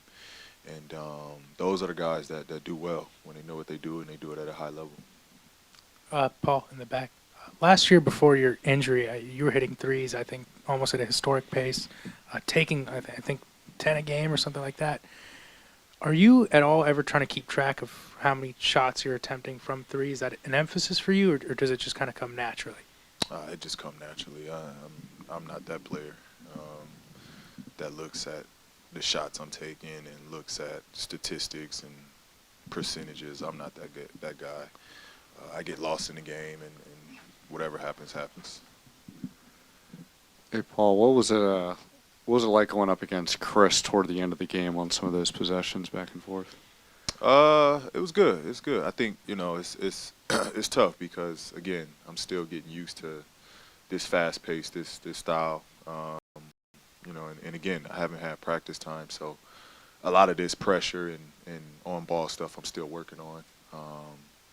Of using my dribble, timing my dribbles, using my steps, my footwork. All of that is still in process and still trying to work through. But it's good. It's good. I'm seeing all types of defenders from the small guards to guys at my position. It's great for me early on because I'm only gonna get better with it. I'm only gonna figure out my timing and it's good. I'm seeing all of this now. Paul, you obviously got double teamed quite a bit tonight. When Kawhi does come back and you are both in a crunch time lineup, feasibly with Lou Williams, Trez, how do you see that maybe alleviating pressure on what defenses, how much they can focus on doubling you or doubling Kawhi? Well, you can't do that. That's what's going to be tough because you can't shrink the floor when you got me, Lou, Kawhi, Trez. You know, you just can't shrink the floor. There's no way the guys can, you know, take themselves out of the play defensively and try to face guard. Or you just can't do that because, you know, Lou, Kawhi, myself, whoever is getting that type of defense, we're going to pick you apart and we're going to, you know, make plays offensively. Paul, what did you think about the outcome of the trade from the Thunder standpoint? You know, obviously, you and Kawhi make a strong pair, but what the Thunder was able to get in terms of Shea and Danilo and the guys that they brought back tonight to play you, what did you think about how that's worked out for them? I thought it worked out great for him. I think Shea is a future star, and he's proven that he can carry a load. He's going to work. You know, he's, from my indication, from what I heard of him being here, he works hard. He works on his game. And then him just being under CP, he's going to learn so much. So they got a star. And, you know, Danilo is a proven scorer, big-time scorer. And then, I mean, the 100 picks that they got, I mean, their future is bright. Sam Presti is a proven expert at drafting, and you know they're gonna be good. They're gonna be great in the future. Paul, you've hit 4 3-pointers in the last 30 seconds. That's twice as much since last year than anybody else in the NBA. What's changed for you in the clutch? What are you feeling when you take these threes? And also, is there anything special about hitting it against your former team? I mean, I didn't. You know, I've said this before. I don't. Again, I don't look at the numbers. I don't look at the statistics. I'm confident in whatever shot I take, whether I make or miss. You know, it's part of the game. And I don't care if, you know, I haven't made one. You know, there was a big thing about, oh, you can't make it in to win the games. And that stuff doesn't bother me. I'm out there to play hard, and I'm out there to win games. I feel confident in every shot I take. You know, it's up to me to make it or to miss it. So, again, that type of stuff don't bother me. And it's nothing special about it. I mean, I wanted this game. We wanted to win, regardless who the opponent was. We want to keep this thing going, and we're in a great position. Fact of the matter is, we've yet to play a game with a full roster and a full lineup. So, you know, we'll take these wins. We'll take the ugly ones. Paul, as you all continue to build and grow, how important is it for you all to have these tough games, battle through these tough games? Very important. Very important. Again, you know, these are the games that's going to build, you know, the character in this group. We find ways to battle it out when the offense isn't going. And we find ways to come up with big plays at the end. It's going to carry over.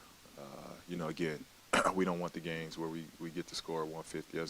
As great as it is, we'll have times within a year where we just have an offensive explosion. But for the most part, we're going to get every team's best shot, and we got to prepare for the big games. The only thing that you could say that these guys do better than Scotty is score the basketball. And I don't even know if they mostly all score the basketball better. They just shoot more times. Yeah, they got way more shots. That's fair. It's more this and everything. They don't defend better. 22, they don't play make better. Like, I also think people underestimate. Okay, so for instance, like John Salley made a point where he said he thinks Scottie Pippen is more skilled than Michael Jordan. I disagree, but I understand how he came to the conclusion. I just mentioned LeBron James. The fact that y'all even arguing me about this is disrespectful. You're the same one that tell me LeBron. You tell me LeBron. What does LeBron have to do with that's what I'm saying. He's not. That's why he can't win without a devolved version of Michael Jordan. No, because my point is this with Scottie is like. I already think KD is all around a better player than Scottie Pippen. Now, except defensively. No, it's not even close. Stop. Not even close. You can't say defensively, no, he's not a better. No. Defensively, not even on any level. Like as much as Scottie was, he's not even. Scottie wasn't asked to go out and drop 30 every night. Neither was Kevin Durant to win a title. That's a lie. He was never asked to drop 30 to win a title. That's a lie. He averaged 30 in all them series. That's a lie. What do you mean? That's a lie. That's a lie. That's literally the reason why he left. He literally said I left because I just got sick of running the system until the third and the fourth round when it don't work no more, and then it's like KD go to work. That's what you mean. What the fuck care what he said? What do you mean? He the one that had to go out there and drop the 30. What? What? He's disrespecting the team that he played on like he really fuck them 30 points. Them 30 points that get him shit before. Don't you ever disrespect the backcourt of Golden State. We not disrespecting the backcourt. You act like he's some kind of dependable offense. You do. You do. I love Steph Curry. Steph is my favorite player of all time. But let's be real. He needed that man to beat LeBron. What? He already beat LeBron. Kevin Love and Kyrie Irving was sitting at home watching the game on television. All the rest of them. What? So it's just not LeBron. Because they beat the shit out of LeBron as young players. They did beat. So stop acting like that. You know who could beat LeBron? You know who could beat LeBron? I'm glad you said that. Because he was young. He wasn't young. He older than all of these niggas. Don't try to act like he just young. Man, KD my nigga, he gonna cuss me out. He was. KD my nigga, he might cuss me out. But let's stop with the bullshit. Kevin Durant wasn't no motherfucker 21 when he played them. He was 21. He was. He was 21. He was. Look at the shit. He was in the league for 4 years. He was 21. Look it up. So you mean to tell me? So we talking about a young Steph Curry, a young Klay Thompson, and a young Draymond Green was big enough to beat LeBron James, a prime top 5 player. Don't forget about Harrison Barnes. Yeah, but you were also missing 2 starters. Glasses. Listen, you act like they wasn't missing 2 starters. I'm not saying that. I'm not saying that. Even with the Raptors, I give them their credit for winning the championship last year, but the Warriors was He was still missing 2 starters. 23. Exactly. Okay, Stop with all the how many years in the league? It's not because he was young. 1, 2, 3, 4. It wasn't because he was young. All right, okay. Steph Curry didn't win in year 6. It ain't about how young you are. The way he played the game. Steph did so come Kevin into the Durant league is gonna way cuss me out, older, but fuck it, that's my low. Steph came into the league way Listen what I'm older, saying. though. Check this out. He did, though. Kevin Durant's problem is the same problem Paul George had. You don't want to play the game that fits the rest of the players. You have to play the game that fits the rest of the players. You're not going to get the best out of the players if you playing the way you just want to play. If you play at the perimeter, you a fucking small forward that's 7 foot, you pushing somebody else to the motherfucking side. We won playing that way. Y'all didn't win before. Y'all called me crying after y'all lost. I didn't call y'all. I didn't call y'all and say, hey, I want to come join y'all. Y'all called me crying from the parking lot because y'all knew y'all needed. Y'all didn't do me no favor. I did y'all the favor. I came to a place I didn't want to be to help y'all get some rings. They probably would have won again. Who was the champion? Nah, I don't know Who about was the that. champion? I don't know about that. Listen, let's be honest. Just like you talking about injuries, if we start talking about fake kickouts, let's talk about their center being injured. Let's stop with the injury shit. Everybody get fucking hurt. This ain't no excuse. They made the man a champion. The man is Tupac coming to death row. Champion. It still was already Snoop Dogg. KD is Tupac coming to death row. He's KD coming to death row. Don't get it fucked up. He didn't make the label. It was death row already. It was already there. The Warriors were already there. The Warriors were already there. He put him over the top and made him untouchable. That's true. Now you can say the untouchable. Right. Death row. The untouchable Golden State Warriors. They was the Warriors with Snoop Dogg. Death row. They were the Warriors with Snoop Dogg. Steph Curry was Snoop Dogg. He came out, took over the league. The whole game changed because of him. Everybody shoot threes now. Everybody shoot threes. They do shoot threes. It's Snoop Dogg. He come in and took over the league. Disrespect to KD. That's no disrespect. I just called him Tupac. The greatest rapper of all time. I'm telling you, he didn't make Death Row. Exactly. He didn't have to make Death Row, but you call him Tupac, and so then who is Scottie Pippen then? That's what I'm saying. No, that's not literally what I'm calling. No, I'm just saying that. You're telling me the man the greatest. You're telling me the greatest. Who is Scottie then? I'm referencing a great talent. And I'm not asking you to literally name a name. I'm just saying, like, if you telling me he the greatest, then Scottie just one of these other guys. But this is another conversation about Tupac. I just think secretly you were a real heavy Bulls fan in the 90s. I hate the Bulls. I hate my team. I'm a diehard Magic Johnson fan. But you admire all of them, though. I admire defense. He just saw Scotty strap up Magic. And it was like, yo, he changed my life. Like, I watched what he did to Jordan the first day. All that shit was out the door. This nigga finna get dogged. Oh, we finna beat the shit out these niggas if this nigga guarding. And then this long, lengthy nigga come out. It was strapping Magic. And Magic still was getting busy. Magic had a 20-20 game. It was like so hard. But it wasn't the same. It was a challenge. It was like every time. It wasn't the same. That's how I build my respect for players. Like Dennis Rodman. I watched Dennis Rodman guard Magic, and I was like, Kevin Durant finish his career before you say no. That's my point. He's already there. That's all I'm saying. He's already there. I hate everybody who did this. Let's finish the conversation.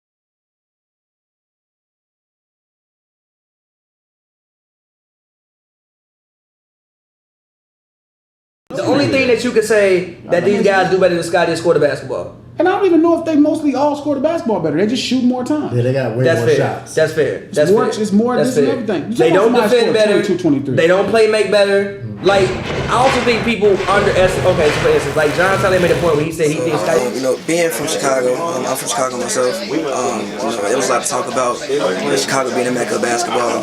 How do you feel about that? In a ways, but to be honest with you, we don't have enough summer basketball. People don't stay, so you can't say it's the mecca of basketball if you don't come back home. Like, I'm the only pro that basically comes back home. Like, I've been there since I've been drafted. So in order to be the mecca, we gotta have like more guys just support and show up. So, I'm kind of indifferent when it comes to that statement. What do you think the reason is that guys don't come back home and stay doing the summer?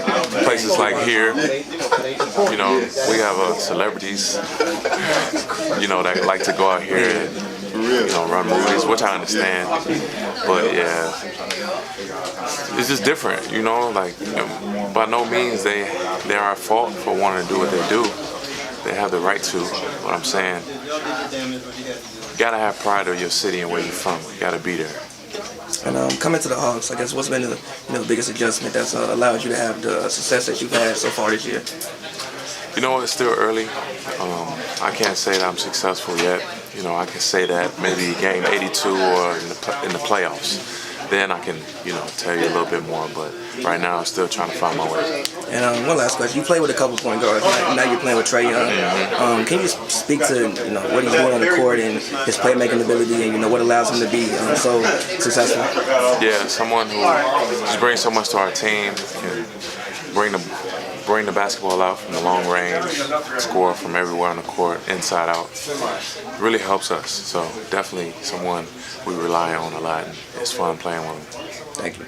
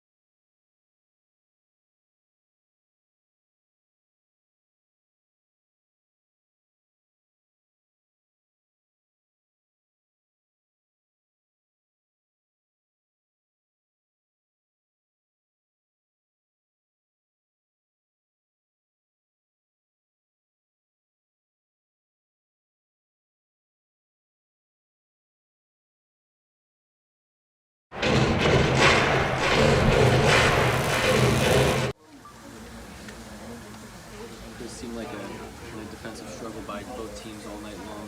What do you think of the way both?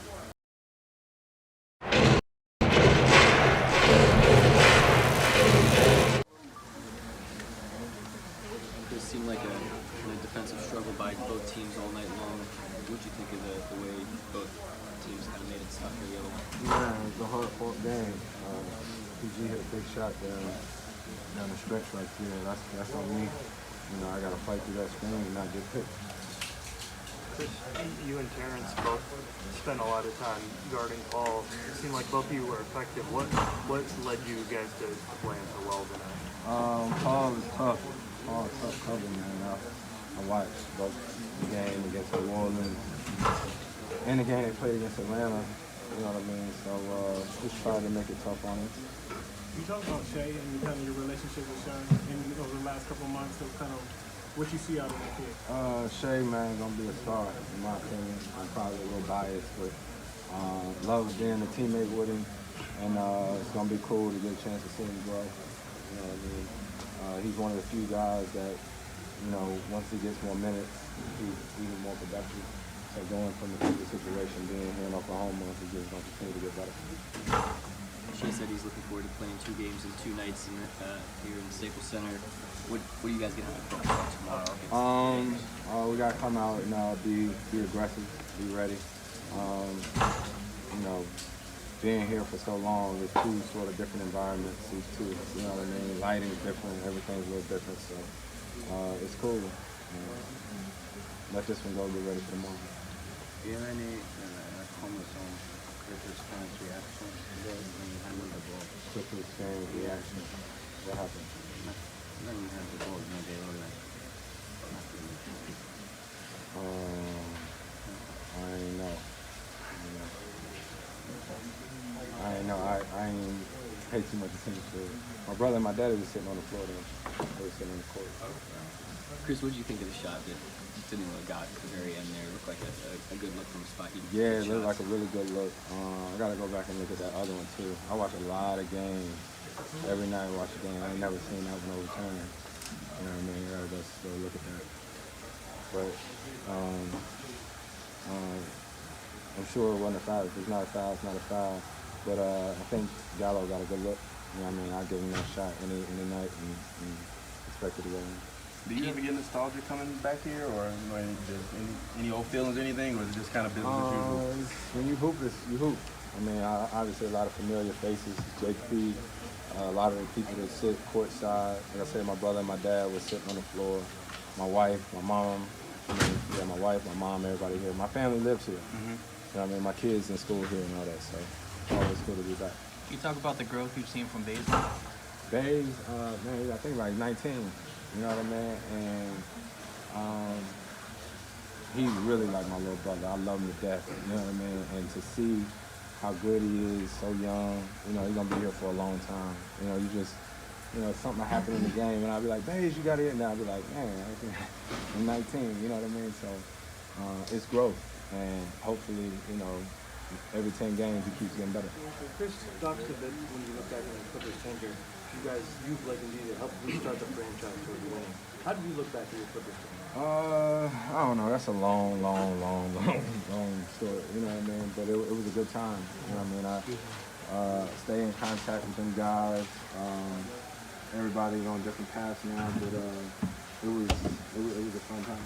Chris, it's a bunch of young guys here. How have your leadership and kind of help these guys develop over the years? I don't know. I try to lead by example.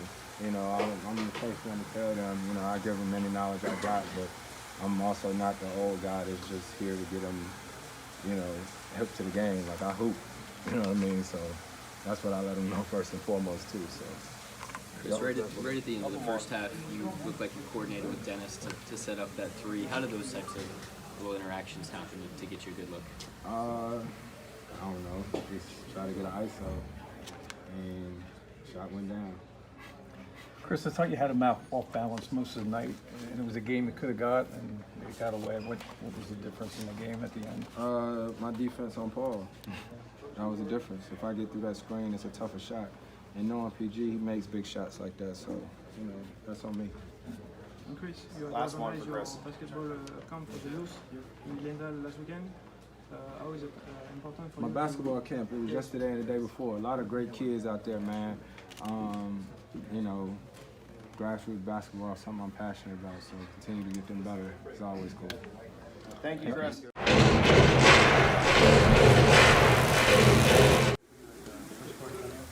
Actually, Coach was talking to me I didn't even realize what was going on. I was so focused, and then he got mentioned to me, but it was a little bit too early. I'll probably see the video next year. What do you think of the crowd cheered for you pretty loud pregame and during the video? I mean, that was cool. Yeah, I threw a job. It was really amazing. And they've been amazing. Why do you think this was such a defensive battle? Two really good defensive teams, and guys that can play multiple positions and play multiple positions. And the US is pretty low scoring. What did you guys do to kind of execute your game plan correctly? Just look for our coaches, drew up for us, and then just get it with management effort. What did you make of the way that Terrence specifically defended Paul George? It was all his effort. Two plays obviously, a really good defender, one of our best. Is it tough to get going when you get in foul trouble? Yeah, because you can't play the game. Yeah, things like that happen all the time. It's one of those days. Shay, last year's Clippers team seemed like a very, very tight unit. What was it about that team that was so close? We had no choice. It was either we were close or we were going to lose. And all of that on the team wanted to win, so we did whatever it took. Did that back against the wall mentality also help you guys? Oh, yeah, absolutely. Shay, Chris now for a month and a half or so, summer. What's that been like for you as a guard? How much you guys do specifically basketball stuff? Well, we thought basketball 24/7. Chris is obviously a really good basketball mind. He's been doing this for a long time. And hopefully I get to the level he's at. So I'm always here for Chris. Shay, how tough is the turnaround to play the Lakers tomorrow night? How tough is the turnaround to play the Lakers in less than 24 hours? I'm good with it. I get to play basketball 2 days in a row. I'm happy. Thank you, Chef. Thank you. Thank you.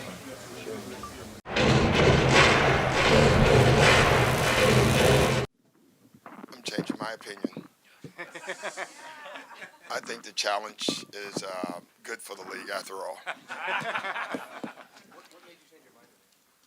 don't know. Doc, great game for Montrezl Harrell. 28 points, 12 rebounds. Can you talk about his career night tonight? Yeah, it was just great. You know, they were trapping Paul and Lou all over the floor. And so that was Trez rolling down the paint, and he took advantage of it. You know, it was good. Tonight kind of just, a night when you can't get offense, the night to really have good to have Paul on your team. Yeah, and it's good to have a good defense. You know, like we've been so spotty offensively, I feel like. Our numbers say we are good offensively. I say we are not so far. We're up and down. And, what's tonight was a great example is you can win a game with your defense until your offense catches up. And that's what happened tonight. That's happened 3 or 4 times already this year. Doug, can you talk about Zubac's performance tonight? Zoop's great as well. Listen, in a game where they're going to trap, our bigs should have big games. They decided to trap to try to take Paul out of the game and Lou. And, one of the things I thought we did pretty well, we trusted the bigs rolling down the middle, and we fed them. And so both Zoo and Trez, when you combine their numbers every game, it's amazing what we're getting out of that position. Doc, obviously Paul had that 3, but how did you see him navigate through a game like this and the times that he was going up against Chris? The one thing, and I said this before the first game, when you miss a lot of games, you're usually sloppy with the ball. You just are. He's shooting the ball at an amazing clip. He still was 50% tonight. But the turnovers tonight, he had a lot of them. He had some misassignments. All that stuff will get better for him as the season goes on. Doc, over to your left. Was there any hesitation on your part to call that last play for Paul? And this early in the season when you're still building that relationship with him, how important do you think it is for you to call that play for him? Well, I just felt the play would get him open, and so with his size, I was looking at who can get a good shot off. And, with his size, they had a small on him. I really felt good in the timeout. I didn't know he was going to make the shot. But I did feel like we were going to get him a good shot. And the fact that he made it was great for him and great for us, down the road. With so many guys in and out of the lineup, we've kind of seen the short-term impact of you guys have dropped some games maybe you should have won, or some certain lineups have kind of played. You can kind of tell they're figuring it out. But you feel like long-term there's going to be a payoff where, come March, April, May, wherever you guys go, that these different lineups that maybe weren't going to play if everyone was healthy now kind of have that experience? Yeah, I guess. I just think anytime anybody plays, it has to help them later, too. You know, Terrence Mann is getting good minutes. You know, Jerome's playing a little bit as well. Zoob's been fantastic. You know, obviously Therese putting Mo in. Today was the first time that I remember, we may have done it earlier, we had Paul George at the 4 at the end of the game. You know, so all these different lineups will help. You know, when everybody gets back, then you are literally doing another lineup when you think about it, and more different lineups. So the thing that I think we've done well here is we've built a versatile team. We can play many lineups, and that gives us a great advantage. Doc, how well was it to have Pat Beverly back on the floor tonight? He hit a big 3 in the second half. Just his impact. Yeah, and just his defensive impact and his intensity, you know, was good. We need it. Coach, I felt that in the first half, Chris Paul was kind of controlling the tempo and like doing what he wanted to do. So there in the second half, how did you, I guess, throw off his rhythm a little bit and make him, you know, play the style that you guys want him to play? You know, we wasn't just. I thought it was more us on our end, you know, offensively. You know, I thought that traps bothered us, got us out of rhythm, and that allowed them to control the tempo. But you're right, they had the tempo the entire first half. I just thought we moved the ball, we trusted the pass, we played faster in the second half. Doc, kind of along the lines of what you were saying before about rotations, this was a team that had to find an identity with Kawhi and no Paul for 7 or so games. There's going to be 4 or 5 games where they didn't have either, a couple with PG. How are you going to navigate having to be different depending on your roster every night? Do you view that as a problem kind of in the regular season? No, because I don't think it'll be a problem. I think we'll have most of our guys most nights. You know, we're just going through it right now, you know. I think we will not have someone every once in a while, but it won't be a lot, in my opinion. I don't think it will be. We're just going through it right now, and thank goodness we were able to squeeze out some wins there. Doc, how is it just to have Montrezl? Like, typically it's either Lou or Montrezl who give you guys the offensive impact. Well, it's great when you have those two coming off the bench. You know, if you get off to a great start, you can kind of like hold them in the bullpen. If you get off to a bad start, you can get them in early. It's a luxury, clearly, to have those two. And then when you think about our bench, you know, when we get everyone back, you know, at least 1 or 2 guys that have been starting and now coming off the bench as well, that'll make our bench even better. You know, and I keep saying it, even though we haven't been able to have that the bench unit yet. I think the bench should be better this year than even last year because of that.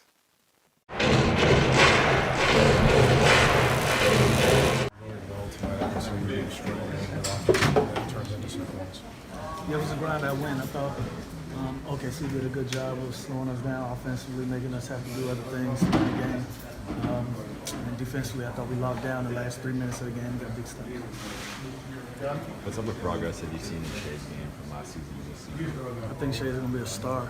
I'm just happy for him that he's finding his stride. You know, he's made so many jumps just over the summer, working on his game, working on his body. You can see the difference how he's played, but he's grown. You know, he's grown, so I'm so happy for him. Crazy to work out where 2 former teammates turn out to have the ball in their hands with a chance to win it for them.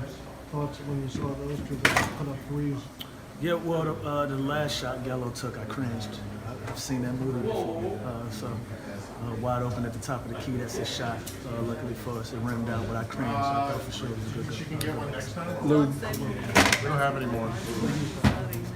Yeah, Doc can thank the basketball guys, and I'm just happy that they didn't win. Lou, Coach talked about that you guys having so many lineups off the bench.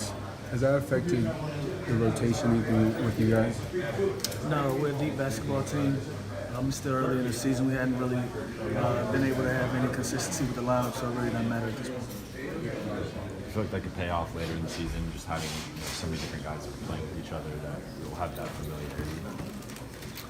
We worry about that then.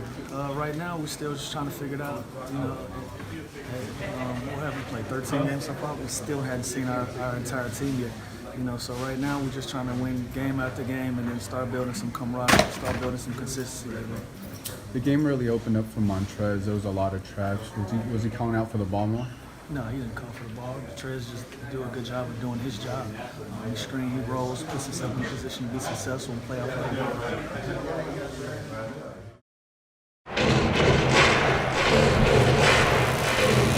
Particularly gratifying when you're able to get a close game. Wins are good, but when you win a close game like this. Yeah, it just shows that we're growing and we're being able to close our games and come down to the end and be able to put enough winning plays together just to win out a close game.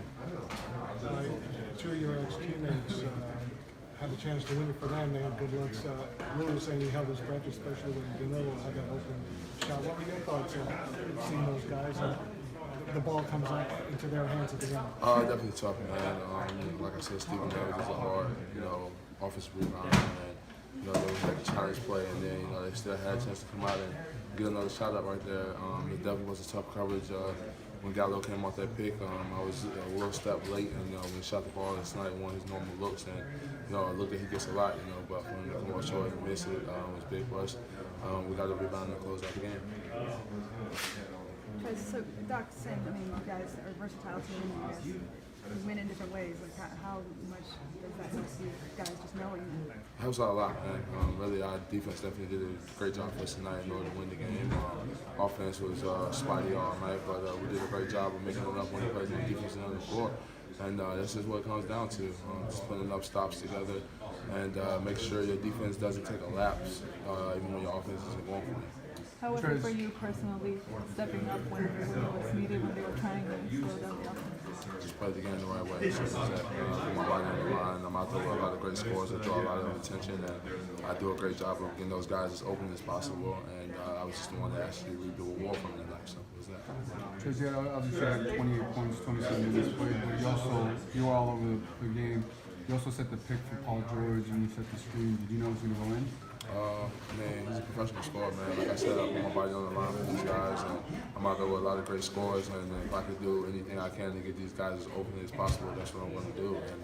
And Coach drew up a great play for us to get a three. Even though we didn't really need one at that point in time, but it was a big time shot by Paul George because he's been in these moments plenty of times. And like I said, I did anything I can to be able to put my body in position to get him as open as possible, and he did the rest. There was a couple of times late in the fourth quarter when you got the ball, Steven Adams was on you. Your eyes seemed to get wide.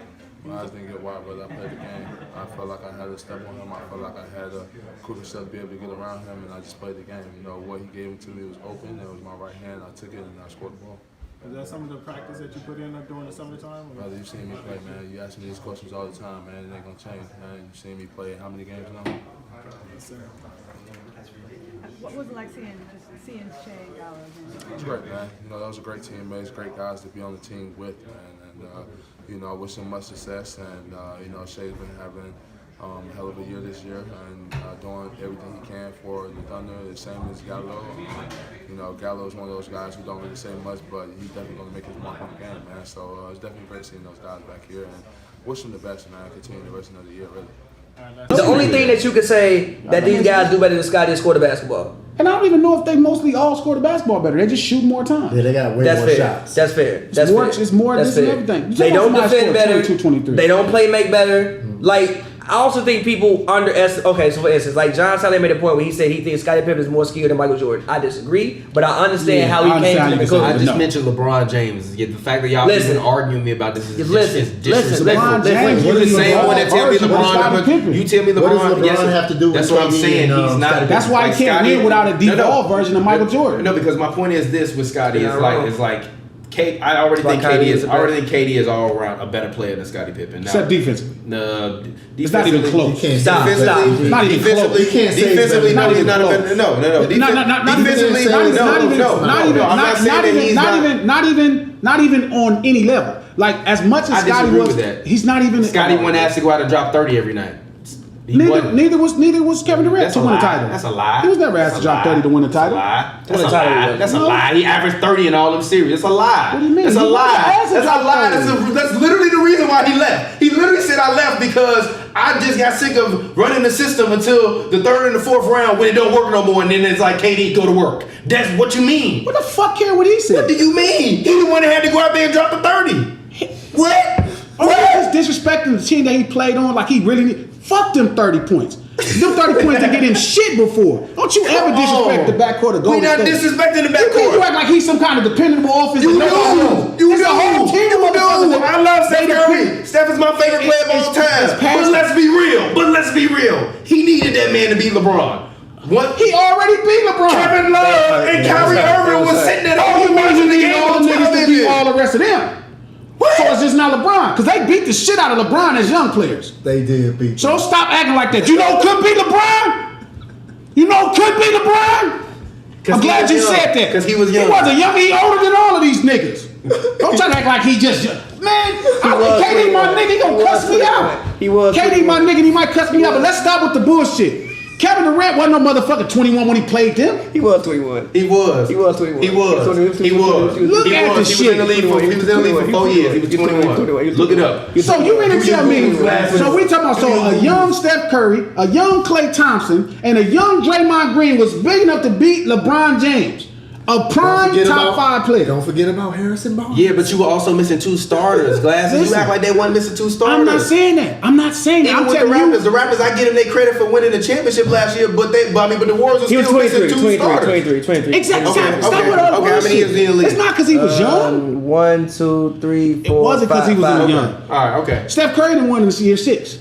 It ain't about how young you are. The way he played the game. Steph did so come Kevin into the Durant is league gonna way cuss me out, older, but fuck it, that's my low. He can Steph take it. came into the league way Listen what I'm older saying. though. Check this He out. did, though. Kevin Durant's problem is the same problem Paul George had. You don't want to play the game that fits the rest of the players. You have to play the game that fits the rest of the players. You're not going to get the best out of the players if you playing the way you just want to play. If you play at the perimeter, you a fucking small forward that's 7 foot, you pushing somebody else to the motherfucking side. We won playing that way. Y'all didn't win before. Y'all called me crying after y'all lost. I didn't call y'all. I didn't call y'all and say, hey, I want to come join y'all. Y'all called me crying from the parking lot because y'all knew y'all needed. Y'all didn't do me no favor. I did y'all the favor. I came to a place I didn't want to be to help y'all get some rings. They probably would have won again.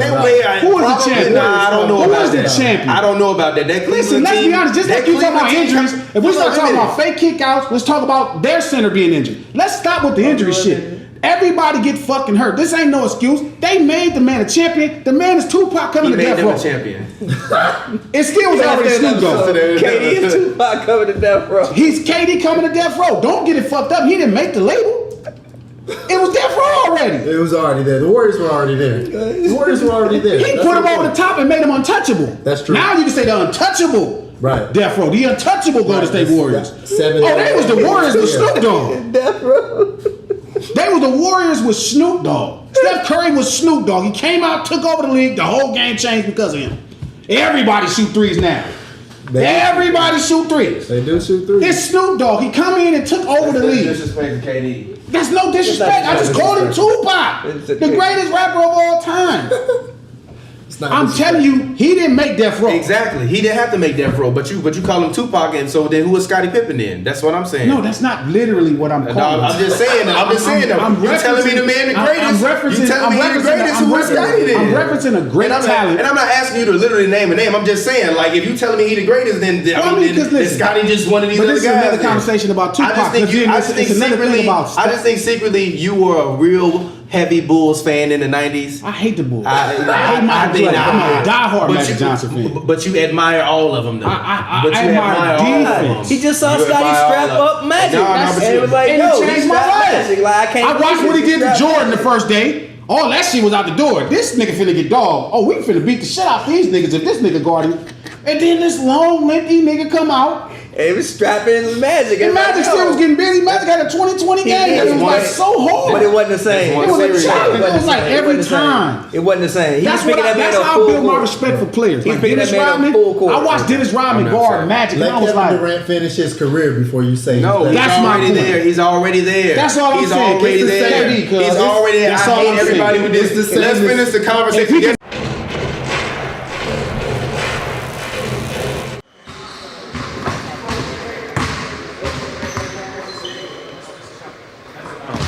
Also, kind of, Zoo, you didn't play with him last year, obviously. I'm not sure how much you really watched his game in the previous seasons, but now that you've been with him, like, I guess, what stood out about his confidence, his game in the last 3 or 4 months since you've been here?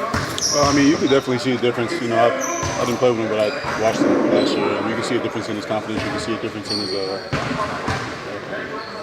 his ability getting up and down the floor. I think that, plays a huge part. He's able to beat bigs down the floor, get easy buckets. And then he's able to finish in the pick and roll. He sets good screens, and he does a really good job finishing in the paint. He had talked about early in his career, he didn't speak very good English, and so guys would talk trash to him, but he couldn't really respond. Is that a sign of his confidence now? He seems like he talks a lot out there. Yeah, he talks a lot. He still doesn't speak good English, but he talks a lot more. He tries. But definitely, you can just see it in the way he carries himself on the floor. He's a lot more confident now. Kawhi and Paul haven't played together yet, but what's the leadership dynamic been like with them just in practice behind the scenes so far?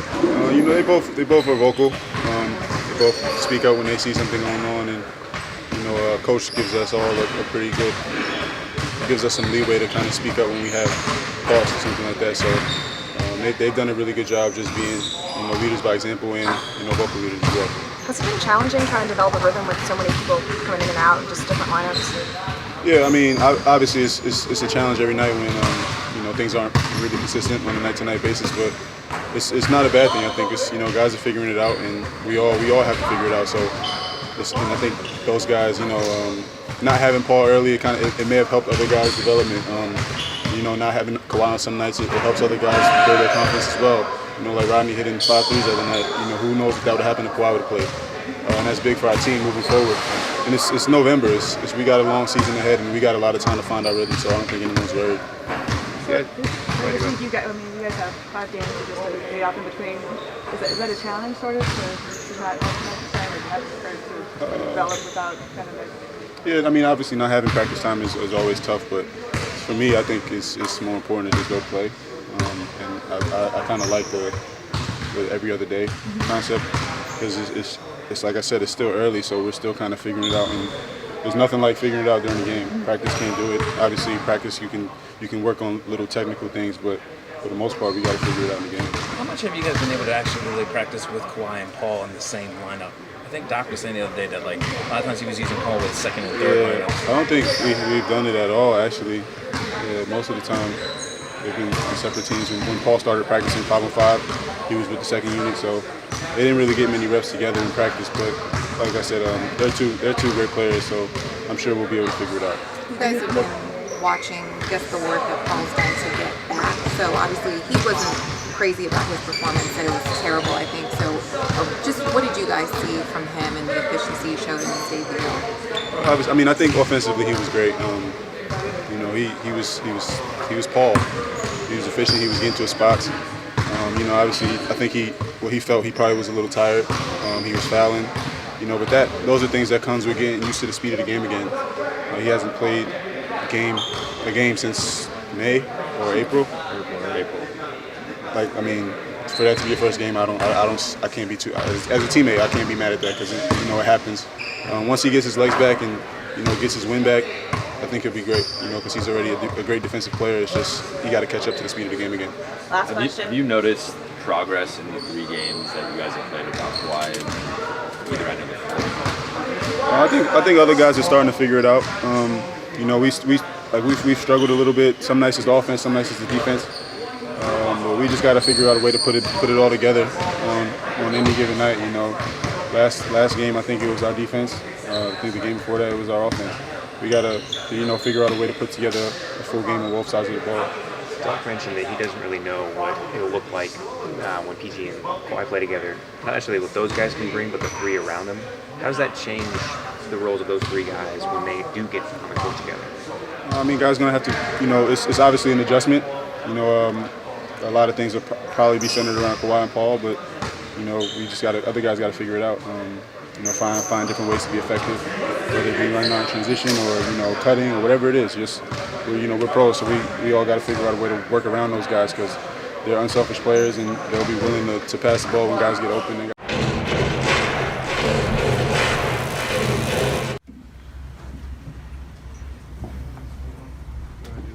Paul, what was it like going up against your former team tonight? It's fun. It's fun. It's against any other game, but it was fun just to see familiar faces, share some laughs, and just have good competition. It was just great competition all across the board. Paul, what was the message that you had for Terrence at the end of the game? I saw that you kind of went up to him and y'all shared a little moment there after the game was over. Nah, I was just joking. Man, he playing defense all night. You know, he went from guarding me, guarding Lou. He's just all over the place. And you know, I just commended him for it. You know, told him just to stay healthy through it all, and you know, keep doing what makes you special out there. Well, a two-parter here. What was it like? You guys have, whether Kawhi's been in the lineup or you've been on the lineup, you guys have won games defensively, whether the offense has been there or not. What's it been like to be able to hang your head on defense? And then second, that last play design for you to get that three-pointer, did that work out exactly as you wanted to? Was that the... For the first question, I mean, it's great. It's great to be able to win games on the defensive side because honestly, offensively, it's not going to be there every night. We're not going to have a 150 night on a regular basis. So it's great to win these games that you got to grind it out. And honestly, I think that's great for us to kind of build towards going late in the year. And then, yeah, that play was designed for me to be freed up, kind of misdirection, to draw attention to Lou and J. Mike, and then Trez coming to clean me up on the other side. Paul here. What are some of the biggest things that you learned about, you know, kind of your teammates as you've gotten to kind of get yourself into the flow of things and starting to play with them a little bit more and go through drills and things of that sort? I think it's tough as much as I'm trying to get into a rhythm and find myself and bring what, you know, I bring to the game. I think what I found most and most impressive about my teammates is, you know, I got guys that's been doing this and guys that are great and skilled and special. Will, one of the best scorers. Trez is proven to be one of the best scorers at his position. You know, it's just so many guys. Defensively, there's guys that do what I do it at a high level. I think, you know, it's a small, or not a small, but it's a gray area that I'm in where I'm trying to find myself and bring what I bring and still, you know, let those guys be great and special as well. Paul, obviously you're still waiting on, you know, playing with Kawhi for the first time, but I wonder, as you're playing the Thunder, you played with Andre Robertson 2 years ago when he was healthy, two really elite defensive wings. Does that give you a sense of what it might look like a little bit with Kawhi defensively? Yeah. I think, you know, both of us having matchups, both of us being able to play defensively and guard whoever the other person, kind of that safety zone up while the other guy is on the ball. You know, it's a great preview. You know, with Dre, those games that we did have, you know, and we started to find our rhythm last year or 2 years ago. But it is kind of, you know, something of what it will look like. Paul, sorry. Everybody knows what Trez does out there, but what are you learning about playing with him now that you're on the same side? Again, he's skilled. I mean, he's skilled. He's great hands. Plays bigger than what he is. You know, he contests. He takes charges.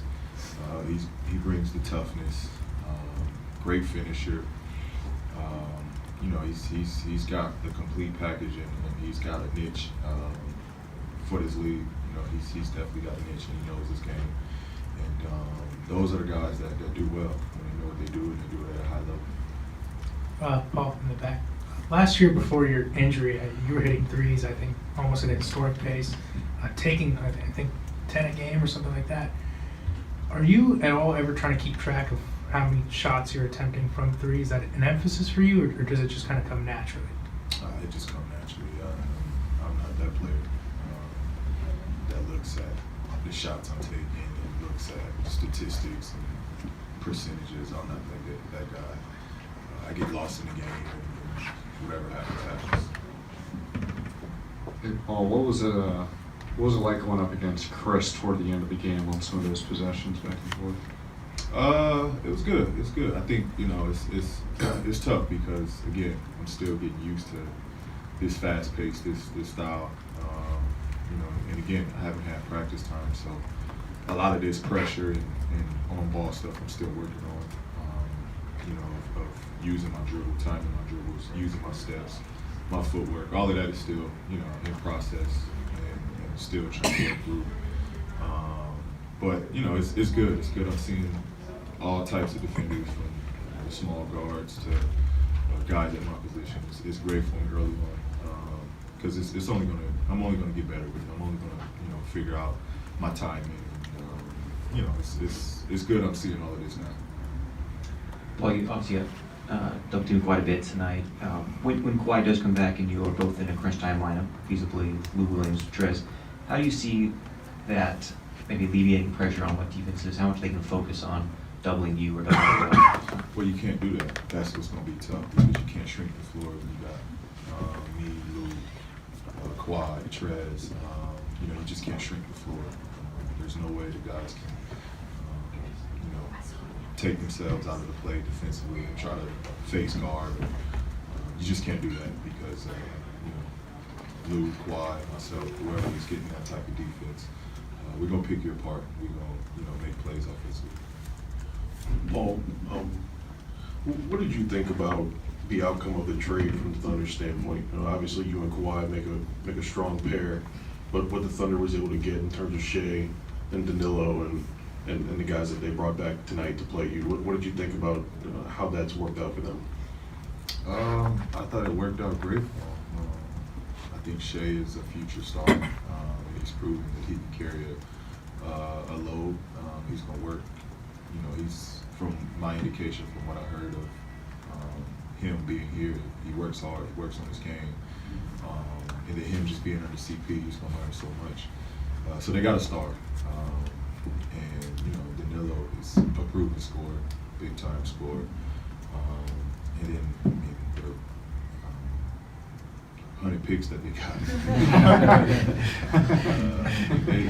their future is bright. Sam Presti is a proven expert at drafting, and they're gonna be good. They're gonna be great in the future. All right, two more. Paul, you've hit 4 3-pointers in the last 30 seconds. That's twice as much since last year than anybody else in the NBA. What's changed for you in the clutch? What are you feeling when you take these threes? And also, is there anything special about hitting it against your former team? I mean, I've said this before. I don't look at the numbers. I don't look at the statistics. I'm confident in whatever shot I take, whether I make or miss. It's part of the game, and I don't care if I haven't made one. There was a big thing about you can't make it to win games. That stuff doesn't bother me. I'm out there to play hard, and I'm out there to win games. I feel confident in every shot I take. It's up to me to make it or miss it. So again, that type of stuff don't bother me. And there's nothing special about it. I mean, I wanted this game. We wanted to win, regardless of who the opponent was. We want to keep this thing going, and we're in a great position. Fact of the matter is, we've yet to play a game with a full roster and a full lineup. So we'll take these wins. We'll take the other ones. Paul, as you all continue to build and grow, how important is it for you all to have these tough games, battle for these tough games? Very important. Very important. Again, these are the games that's going to build, the character in this group. We find ways to battle it out when offense isn't going. We find ways to come up with big plays at the end. It's going to carry over. Again, we don't want the games where we get to score 150. As great as it is, we'll have times within the year where we just have an offensive explosion. But for the most part, we're going to get every team's best shot, and we got to prepare for the big games.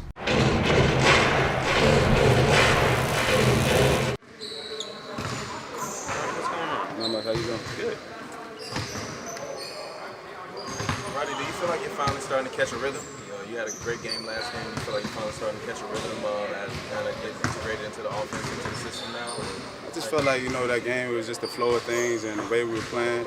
The ball was just moving, and, just had confidence in the shot as well. Dawkins said that when Kawhi and PG end up playing together, that he's not really unclear about what those guys are going to bring, but more so the three guys around them. How what do you see as the difference for the guys who slot in around those two when they're on the court together?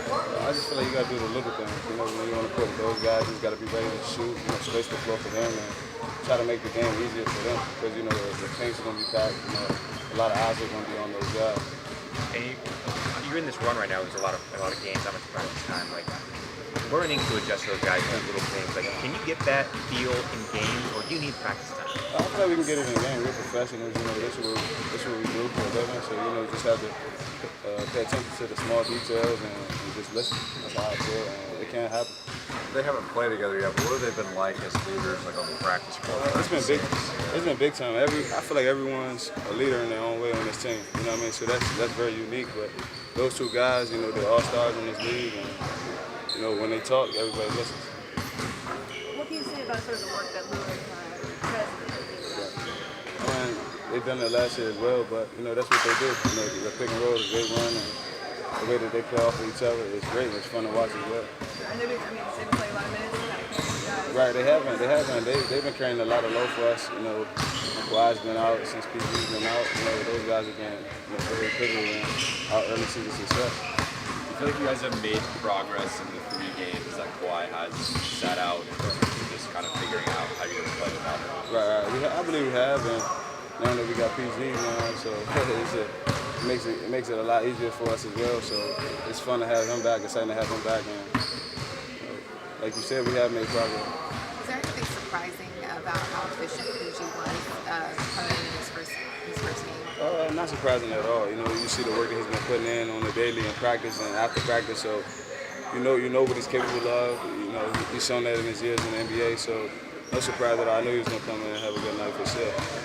Obviously, fans will look forward to seeing Paul and Kawhi work together. How about you guys? How about you to see that? Yeah, I can't wait. I can't wait to see it. That's going to be a lot of fun for us, and like I said, it's going to make the game so much easier for the 3 guys around them. You know what I mean? So I just can't wait. I can't wait for it. What do you think the atmosphere is going to be like, whether it's tonight or another game later on? Oh, it's going to be crazy. It is. Like 2 All-Stars on the same court. Both guys are from LA, so you know it's going to be very electric. What's the most unexpected thing you learned from playing with Paul George and seeing him over the past few weeks? Can you repeat that? The most unexpected thing you've learned from watching Paul George play and seeing him over the last few weeks? Nothing's unexpected. You know, you're a student of the game, fan of the game. You know what every guy's capable of when they line up on the court, so nothing's unexpected at all. But he's big time. That's all I can say, man. All right, you guys. Thank you. Thank you. Thanks, No problem. So, you know, being from Chicago, I'm from Chicago myself. You know, there was a lot to talk about Chicago being a mecca of basketball. How do you feel about that? In a ways, but to be honest with you, we don't have enough summer basketball. People don't stay, so you can't say it's the mecca of basketball if you don't come back home. Like I'm the only pro that basically comes back home. Like I've been there since I've been drafted. So in order to be the mecca, we gotta have like more guys just support and show up. So you know, I'm kind of indifferent when it comes to that statement. What do you think the reason is that guys don't come back home and stay during the summer? Places like here, you know, we have celebrities, you know, that like to go out here and, you know, run movies, which I understand. But yeah, it's just different, you know, like, you know, by no means they're at fault for wanting to do what they do. They have the right to, what I'm saying. You gotta have pride of your city and where you're from. You gotta be there. And coming to the Hawks, I guess what's been the biggest adjustment that's allowed you to have the success that you've had so far this year? You know, it's still early. I can't say that I'm successful yet. You know, I can say that maybe game 82 or in the playoffs. Then I can, you know, tell you a little bit more. But right now, I'm still trying to find my way. And one last question: you play with a couple point guards. Now you're playing with Trae Young. Can you just speak to what he's doing on the court and his playmaking ability, and what allows him to be so successful? Yeah, someone who just brings so much to our team, can bring the basketball out from the long range, score from everywhere on the court, inside out. It really helps us. So definitely someone we rely on a lot, and it's fun playing with him. Thank you.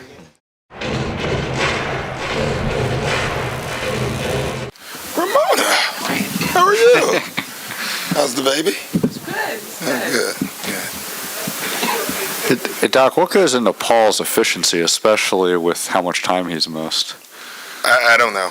I mean, honestly, it's for a guy to miss again. I mean, we were talking about it before the game. For what was it, 200 days in a row he's missed, and the 2 games he's played, and his efficiency is incredible. And it's more than just his scoring, which is a lot, but it's his passing and his ability to play through, contact. It's just been unbelievable.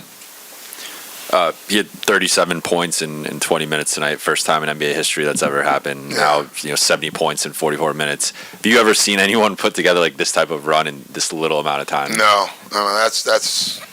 I think he knows I have him on a time limit, so he's trying to get it all in. I mean, I don't know. I didn't know he had that many points until when we took him out. Ty Lue, who knows every stat. I'm amazed by his brain sometimes because I don't know any stat during a game, and he knows them all. And so he told me that, and I was like, wow, I didn't see that.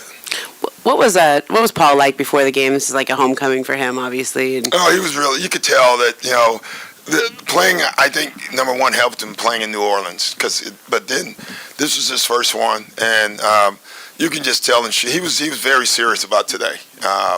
He's serious all the time, but you can just feel it. It was good, and the crowd was phenomenal for him. So that was very nice. Of all the players you've seen come back from injuries and missing that significant amount of time, have you seen someone come back like this before? Well, not in 2 games.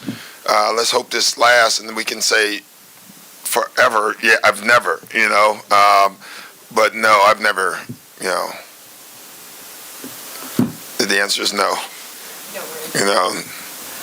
Coach Terrence Mann was a plus 41 tonight. Yeah. What did you see out of him that you liked, and can you speak to his ability to also initiate offense? Yeah, his pace. He got the ball up the floor every single time. We started our offense I think at halftime we were looking at between 19 and 20 seconds on the clock. That's 20 seconds to run your offense. I thought that was so big for him. It's funny, he's a rookie, and you simplify. We literally gave him 2 sets to run every time down, unless we called something. And you can see because of that, he played so sure. He was a positive player tonight. He's a big body. He sees the floor. He's got a chance to be a really good player. Doc, you guys scored, I think, second most points in franchise history, is now 150. The last 2 games, the offense has really clicked, even though you guys didn't get the win last time. What's working, I guess? The ball's going in. Paul George is playing. Really, it is a lot of that. It is a make-miss league. You look at the shots we had to those 2 games previous, they really were wide-open shots that were not going in. And, slowly they're starting to go in. Rodney's making shots, which is fantastic. Jerome shot the ball great tonight. So it's just good when the shots go in. Things are a lot easier. Hey, Coach, to bring Paul back in the game at the beginning of the fourth quarter, was that a conversation? Did he ask to get back in the game? No, I asked him because it was more, we don't have any practices, and it was more of a cardio thing. And I wanted him to, I wanted the pace to get up as fast as we can get it for a couple minutes. And then when he tripped that time, I said, okay, that's it.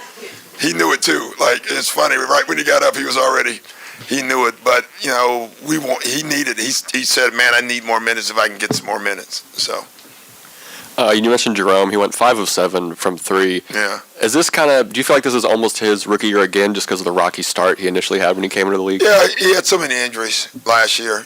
For a rookie not to participate a lot in camp, and miss early season stuff, it's tough. So I don't know if this is his rookie year. But this is his year that he has a chance to take a step forward for us. You mentioned before the game that when players come back from long layoffs, defense is usually something that struggles at first, the timing another. Are there other things that he's doing, that Paul is doing well, that maybe exceeding expectations for guys who come off, like the little things that he's doing? Yeah, knowing the offense. That's what he's taken advantage of our offense. Like he had been playing the offense for 5 years. Now, he did 3 or 4 things a night that you can't know how to do it in what we're running unless you've been running it. Even Lou said it once, wow, that's tricky, So it's nice when he plays within the offense, and then he knows how to take advantage of what we're running. And to me, that's maybe he's watched more film than he's even told us, because that's impressive. After dropping a couple of quote unquote winnable games, What does They're all winnable and losable. fair? Well, what does a win like this do to the mentality of a locker room? You know, it's always nice when you win like this. Everyone got involved. Everyone feels good. You know, I don't think this team is judging wins or losses right now. I think it's a very confident group. I think they believe that we can be special, but they also know we're not yet. And I think that's a good thing for our team. Is there a varietal or vintage that you reach for after a win like this? What was that word? A varietal? Varietal. Can somebody help me? That's a wine question. Huh? What are you drinking? Wine. Oh, is that a wine? Yeah. You stumped me, so I don't know the answer. I'm gonna call Pop and see. Yeah, and he had a lot of time, from what I understand, to talk. Beyond what Paul George brings in scoring, what else do you feel like his attributes are when it comes to this team? He's an elite defender. I would bet he would tell you that's where he's struggling the most right now. You can see it. You know, some of it is our talk, like the lingo. You know, every team has different talk, so I think he's getting mixed up a couple times on that. But that's where I think you'll see it. He'll keep getting better. He's an elite defender. And I think, obviously, he's a great offensive player, but he's a two-way player. Were you coaching or just watching in the second half? Oh, I was watching. You know, when your team sometimes when your team has got it going, the best thing to do is stay out of their way. You know, and that was one of those nights. You know, they've been out on the road a little bit. We caught them on a good night. You know, and so we took advantage of it. It was nice. Doc, will the fans finally see Kawhi and Paul together on Monday? I don't know the answer to that yet, but most likely. Have you ever seen fans do a wave before? They did a what? Do a wave. We did the wave today? Yeah. Oh, I didn't even notice that. You're kidding me. Yeah, because we're about 30. I thought that was gone. Is it back? Yeah, I've never been to basketball. Yeah. I've not seen that many basketball games, so the answer would be no. And I didn't see it tonight. All right. Thank you, guys.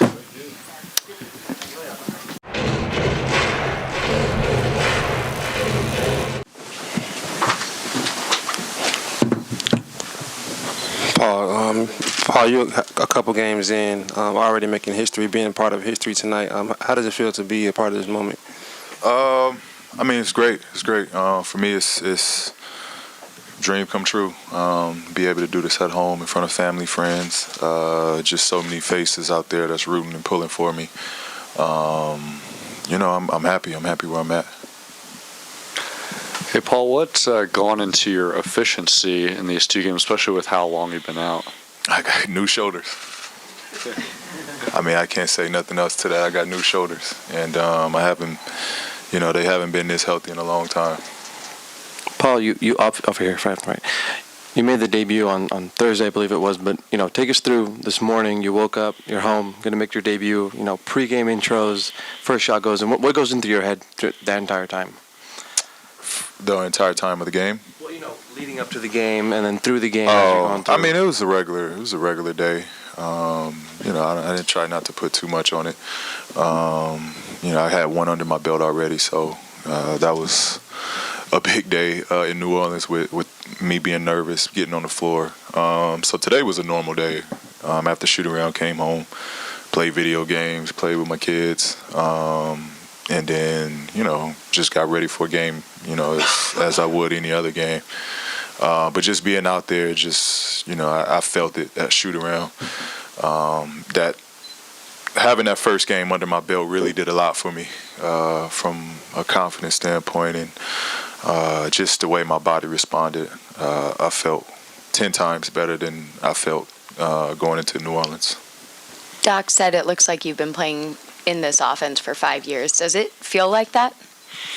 I mean, well, I try to pride myself on just being able to pick up and play in any system and just play basketball. And you know, Doc has all the credit to that. You know, he's put me in great positions to be aggressive and be in attack mode. And then, it's a heck of a screener out there. Guys are shooting the ball lights out, spacing the floor. So it's allowing me to just play. Paul, over here, you and Kawhi both, being from the LA area, what do you think this, and you guys teaming up, what do you think this means for, the youth in the city that get to grow up and see you guys play every day? I think, it means a lot. Both of us aren't guys that were big, names coming up. We worked for where we're at right now. We put a lot of time, and we approach the game differently. We value playing on both ends. So I think in a big city like this, we got a lot of guys and hopefully a lot of kids that can look at just the way we approach this game and taking pride in being a lead on both ends. Paul, when you going back in the fourth quarter, was that more, Doc said it was more of cardio situation? Do you feel like you had to get more reps because of limited practices to kind of stay in shape and stay in that rhythm that you've carried in the last couple of games? Yeah, definitely. I think I was up to about 16 minutes or something like that. I think I was supposed to play 28, but I took that one little spill and they took me out of there.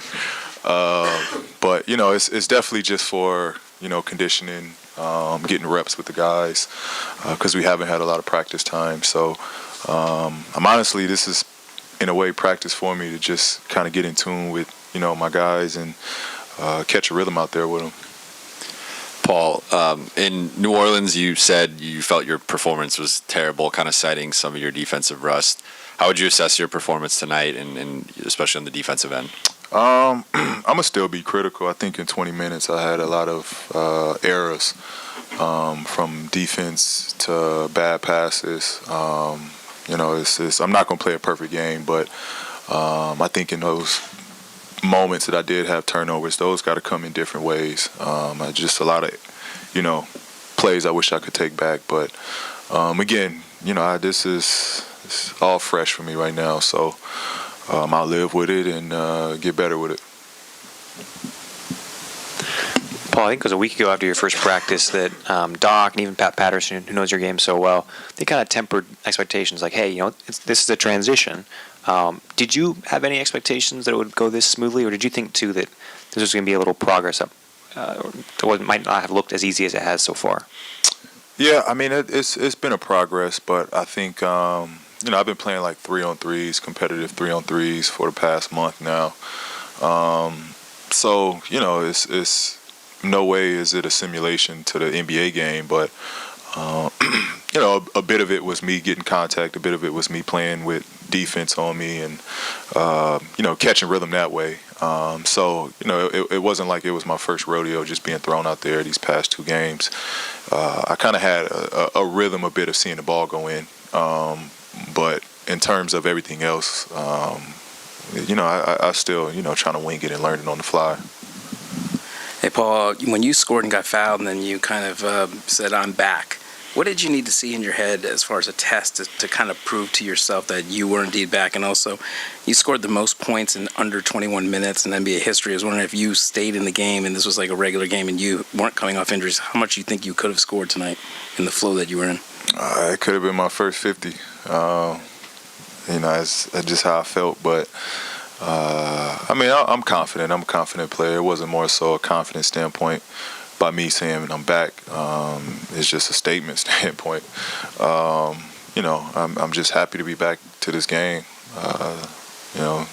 Taking 10 games off was a bit too much for me. So just happy to be playing basketball again. Paul, over here. 150 is an awful lot of points to score in an NBA game, and on top of that, you had one of your top players out. So what was it like tonight to see that kind of production? Great. Given we had another 30, 40 points that didn't play tonight. It's great. I thought from the second the game started, our pace was off the charts, and we got everybody into rhythm early. We found one another. We moved the ball, and it just generated really great shots down the stretch each possession. And I think, that's the team that we can be. A team that just constantly have waves of guys coming out and, getting great looks on the basket. And I think that's really what we did tonight. Paul, congrats on a great game. Thank you. Jerome took some credit for your play tonight. You're talking about those 3-on-3s that you guys were playing. Yeah. But I think you probably brought something out in him too. How kind of talk about those 3-on-3s that you guys were playing and kind of going up against a young guy like that. Yeah, I mean it's fun. I mean those young guys are competitive. They pushed me and brought the edge to those 3-on-3s. It's a learning experience that I took away from it as well. I'm not 22 and 23 like they are, so it was challenging to condition myself and play defense on those guys. But I'm they're more than willing to learn, and for me it's about helping them get better and teaching them little tricks and nuances that I learned picking up in this league. So it was a good give and take from myself to them and vice versa. Any way I can help those guys, I am. Paul, you mentioned that you had a lot of friends and family here. Mm-hmm. How many people did you have to get tickets for tonight, and sort of who was here, what that meant to you just as a kid who was from here and grew up rooting for the Clippers? Yeah, all those days are over with. Me getting 20, 30 tickets, I just can't do it. It's too many people, too many games. But my parents were here, my sister and my girl. Over 5 to 10 of my guys I grew up with. And then I just saw family friends, my mom's friends. I saw, just people I grew up with back from Palmdale. There was just a lot of familiar faces in the crowd.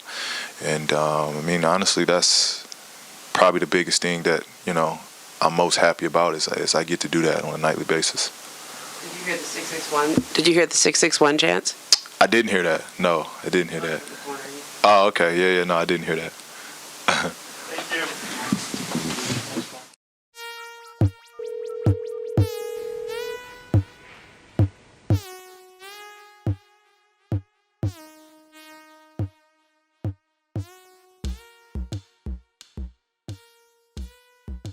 Hey everyone, and welcome back to your newest addiction, Highlight the Shade with the Hollywood Honeys. Where every episode we highlight the hottest woman in Hollywood. Give shady advice. We got something to say today. Okay. And of course provide the living lifestyle of who else? The Hollywood Honeys. Yes. Hey guys, I am your host Shayna Taylor, and I'm back with my two beautiful co-hosts, Lakita Alls. Yes, girl. Hey, I took it to the 80s. Okay. And Kiera Randolph. Hey. Blondie. Yeah. She can play in the blonde. Right? I love it. And we have a special guest today. Oh, yeah, she already knew. The beautiful actress, Kendra Mack. Hey, boy. Hey, Kendra. Hey. I might need you to twerk on camera because you know that's what You know what? How she go from action to twerk? Yeah, right. I'll be ready See for how they her. do. Perfect. And let's give it up for our sponsors. Yay. Yes. So today our sponsors are Alpine Organics. And so with Alpine Organics, they are premium CBD hemp. A little bit of drop. Cruelty free. I got a little bit of Butter, body butter. A little body butter. Okay. Yeah, I'm not gonna Smells lie. real good. I use this one. I like this on the stomach and on the back of the neck. But yeah, so basically they encourage optimal mind and body function. So Yes. get everything flowing. Make sure you're feeling good when you're on your period. You just need to rub this on the back of your neck. You're feeling good. Yeah, sometimes you got the anxiety and you just like you have a hard day. And I put a couple of droplets. Listen, I have some of this. I put a couple of droplets in my tea, and you just like calm and just get zen. And this one extra strength, so this is what I need right here. Okay. Yeah, you guys do need to follow them. They are on Instagram at Alpine Organics, which is ALPN Organics. Go ahead, check them out. If you guys want to get anything, let them know that the Hollywood Honey sent you. Yes. Oh. Thank you, guys. It is cool, right? But speaking of mental health and wellness, okay. Our homegirl, Summer Walker, shout out to her. Our homegirl. Won't know her personally if we did in real life. Hey, girl. Right. Our homegirl. But yeah, you know, she had to gather herself and cancel a few tour dates because of some mental health issues. I just seen a quick Instagram video on it. My girls obviously got more tea than me. So let's talk.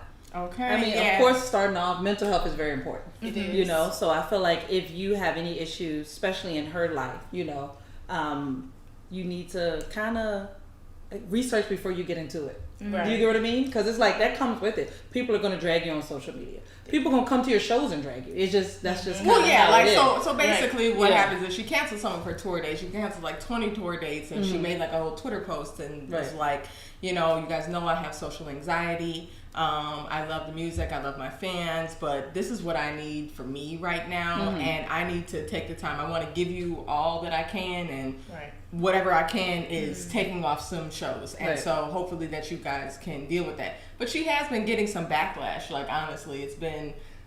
She didn't expect that it was going to be like that, but I kind of agree with you that like this is the lifestyle and career path, I guess, that you chose, and then now you don't want, like, I understand certain times, but it's like this is what her first like tour. You just dropped it's a job description. Was the tour to perform? Or was it the tour days to perform for us and have meet and greet? She canceled everything. Yeah, so basically, she just came out with her debut album, right? And with which was that, bomb. I love her album. album, It was amazing. It got a lot of good reviews, and I think with that came you're doing so well. You're the top selling R&B female artist of the last 10 years. The people want to see you do a tour.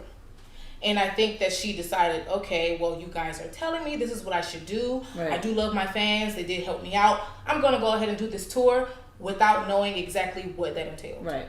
Yeah. And she should have had a team that should have kind of prepared her for that. Okay, so I guess my question is where do you guys think the mental lied in? Was it the meet and greet or was it actually going on So stage? she has social anxiety. Okay. She has always had it. Overall. Okay. Even in every interview that you see her in, she's really subdued. She's not really there. A lot of people are like, a lot of people don't like when they interview her or when she's like not like performing, but just when she's just putting on anything or like singing is very like drab. It's just very like she's and you're to herself. And people are like, you expect high energy, but I mean you weren't paying for Beyonce, so correct. And then only when she's comfortable, because I saw an interview with her and Ari Lennox, right? I did see that she one. loves Ari Lennox. Oh, and that was a good interview. That, she was herself. She was, cool and nice, and so people took that and they were like, oh, well, she must not have that kind of anxiety, but it's like that depends on the energy you're around.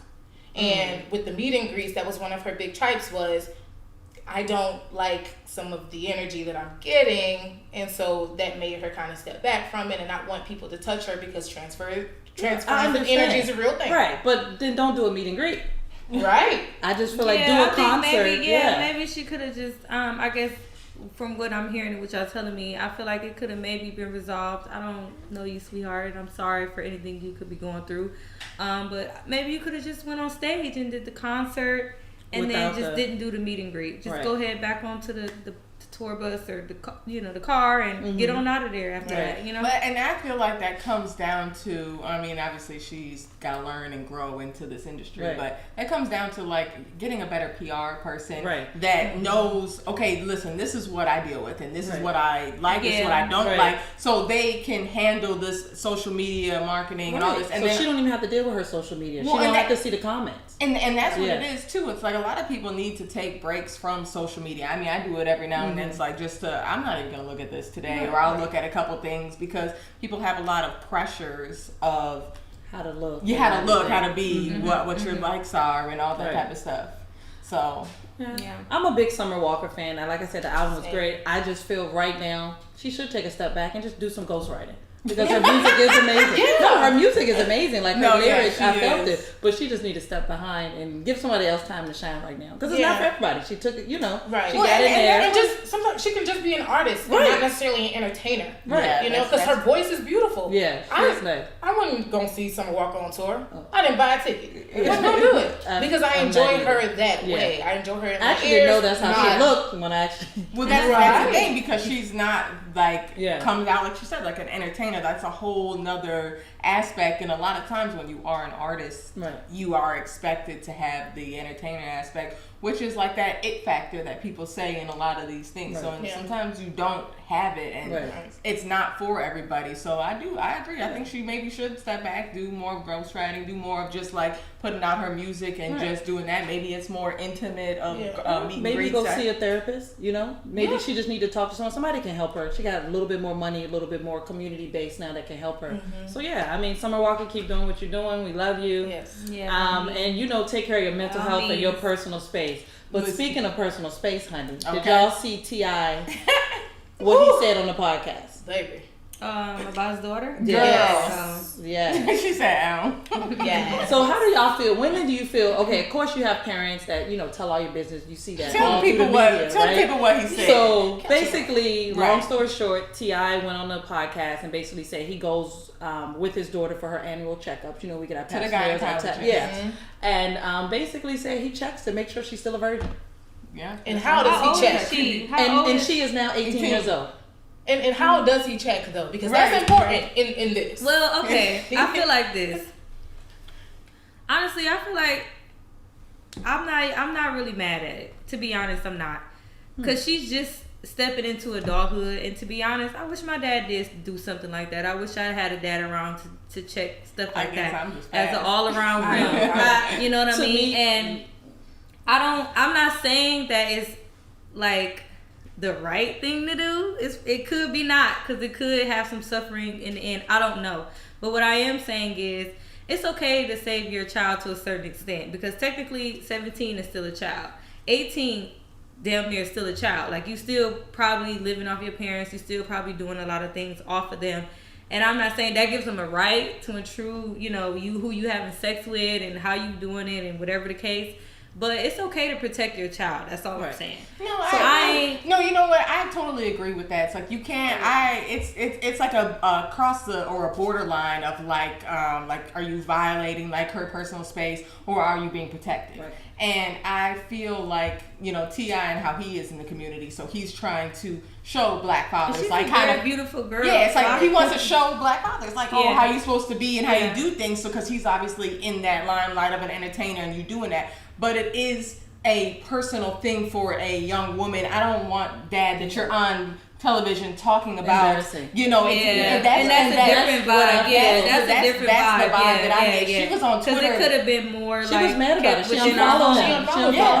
I don't agree with any of it. She was on Twitter liking people's comments that were against T.I. stuff, because it's like, Dad, and this is what you're doing, this is what. She's probably always grown up with him being this protective father. The reason where I feel like there's an issue to me is because I do look at their show, and his son, who's younger, who's on tour, said he was having sex. T.I. was like, ha, laughing about it. And he's only 16. Right. Mm-hmm. So your daughter that's Standards. 18, Yeah. I think, Always. I'm not a parent, so, yeah. I can't really say too much, but I feel like we just need to educate our children, teach them the right thing, and then, like you said, kind of, if you want to be a little bit strict, you can do that, but putting it out there for the world, I just feel like that's, for a female, that's embarrassing. As a woman growing up in the media, and it's like, that's just opening for bullying. Maybe they're not going to bully her, but you get what I mean. It's just kind of, just too much information. He shouldn't have did that. Right. And then the thing is, like, I know. just think it would be trauma for me if my mom or dad did that for me. Right. That's like doing, like in the black community, that's like them telling my business in front of the church.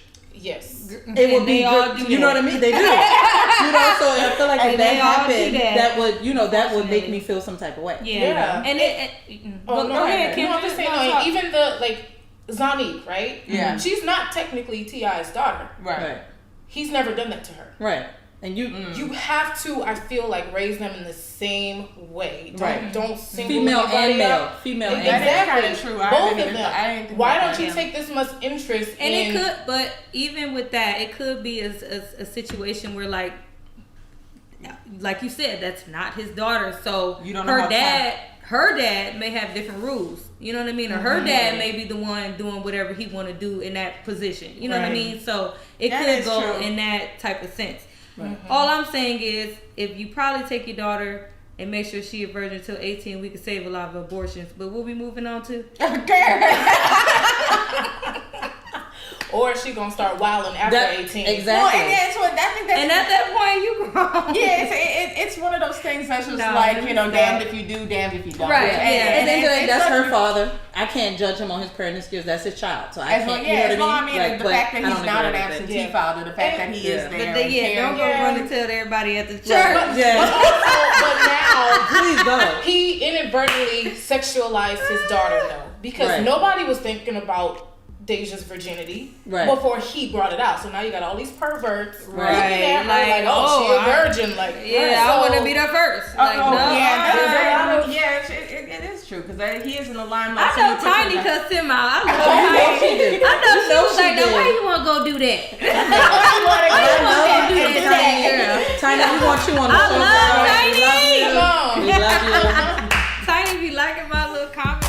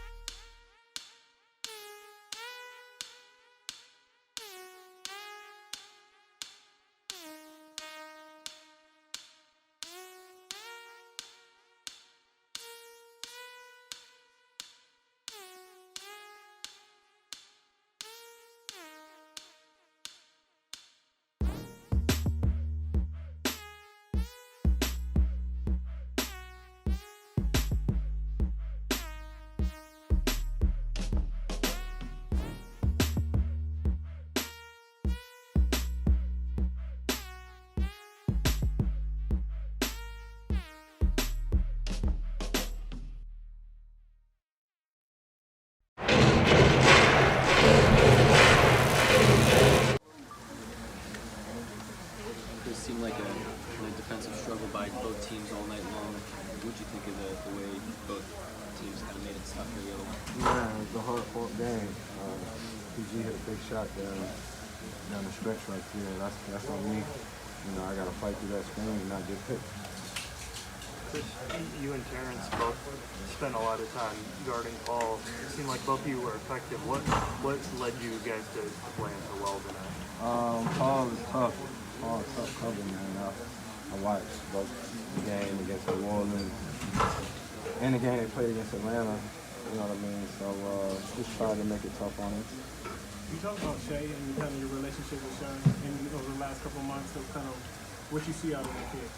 Shea, man, gonna be a star in my opinion. I'm probably a little biased, but love being a teammate with him, and it's gonna be cool to get a chance to see him grow. You know what I mean? He's one of the few guys that, you know, once he gets more minutes, he's even more productive. So going from the previous situation, being here in Oklahoma, he's just going to continue to get better. Shea said he's looking forward to playing 2 games in 2 nights here in Staples Center. What are you guys going to have tomorrow? We got to come out and be aggressive, be ready. You know, being here for so long, there's 2 sort of different environments, these 2, you know what I mean? Lighting's different, everything's a little different, so it's cool. Let this one go, get ready for tomorrow. Do you have any comments on Clippers fans' reaction today when you handled the ball? Clippers fans' reaction? What happened? When you handled the ball, they were like, I ain't know. I ain't pay too much attention to it. My brother and my daddy was sitting on the floor then. They were sitting on the court. Chris, what did you think of the shot that Danilo got at the very end there? It looked like a good look from a spot. Yeah, it looked like a really good look. I got to go back and look at that other one too. I watch a lot of games. Every night I watch a game. I ain't never seen that one overturned. You know what I mean? I gotta go look at that. But I'm sure it wasn't a foul. If it's not a foul, it's not a foul. But I think Gallo got a good look. You know what I mean? I'll give him that shot any night and expect it to go in. Do you ever get nostalgia coming back here, or any old feelings or anything, or is it just kind of business as usual? When you hoop, you hoop. I mean, obviously a lot of familiar faces. JP, a lot of the people that sit courtside. Like I said, my brother and my dad was sitting on the floor. My wife, my mom. My wife, my mom, everybody here. My family lives here. Mm-hmm. You know what I mean? My kids in school here and all that. So it's always good to be back. Can you talk about the growth you've seen from Baze? Baze, man, I think like 19. You know what I mean?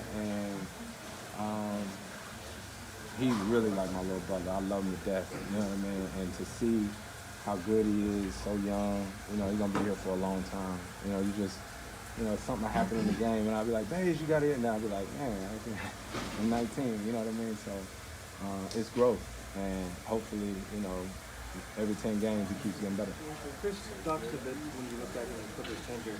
You've like indeed helped restart the franchise towards winning. How do you look back at your Clippers tenure? I don't know. That's a long story. You know what I mean? But it was a good time. You know what I mean? I stay in contact with them guys. Everybody's on different paths now, but it was a fun time. Chris, it's a bunch of young guys here. How have your leadership and kind of help these guys develop over the years? I don't know. I try to lead by example. You know, I'm the first one to tell them. You know, I give them any knowledge I got, but I'm also not the old guy that's just here to get them, you know, hip to the game. Like I hoop. You know what I mean? So that's what I let them know first and foremost too. So. Chris, right at the end of the first half, you looked like you coordinated with Dennis to set up that three. How did those types of little interactions happen to get you a good look? I don't know. Just try to get an ISO, and shot went down. Chris, I thought you had him off balance most of the night, and it was a game that could have got, and it got away. What was the difference in the game at the end? My defense on Paul. That was the difference. If I get through that screen, it's a tougher shot. And knowing PG, he makes big shots like that, so, you know, that's on me. And Chris, you Last one organized for Chris. your basketball camp for the youth in Glendale last weekend. How is it important for My you? basketball camp, it was yesterday and the day before. A lot of great kids out there, man. You know, grassroots basketball is something I'm passionate about, so continue to get them better. It's always cool. Thank you, Chris.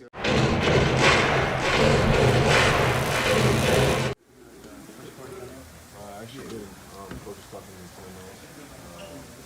and I didn't even realize what was going on. I was so focused, and then he got mentioned to me, but it was a little bit area. I'll probably see that video. What do you think of the crowd cheered for you pretty loud pregame and during the video? I mean, that was cool. People, yeah, I took a job. It was so amazing. They've been amazing. Why do you think this was such a defensive battle? Two really good defensive teams. And guys that can play multiple positions and play multiple positions. It's pretty low scoring. What did you guys do to kind of execute your game plan strategy? Just look for our coaches. Drew up for us and then just get it with management after. It was unique in the way that parents specifically defended Paul George. It was all his effort. He played well. Really good defender, one of our best. Is it tough to get going when you get in foul trouble? Yeah, because you can't play the game. Yeah, things like that happen all the time. It's one of those days. Shay, last year's Clippers team seemed like a very, very tight unit.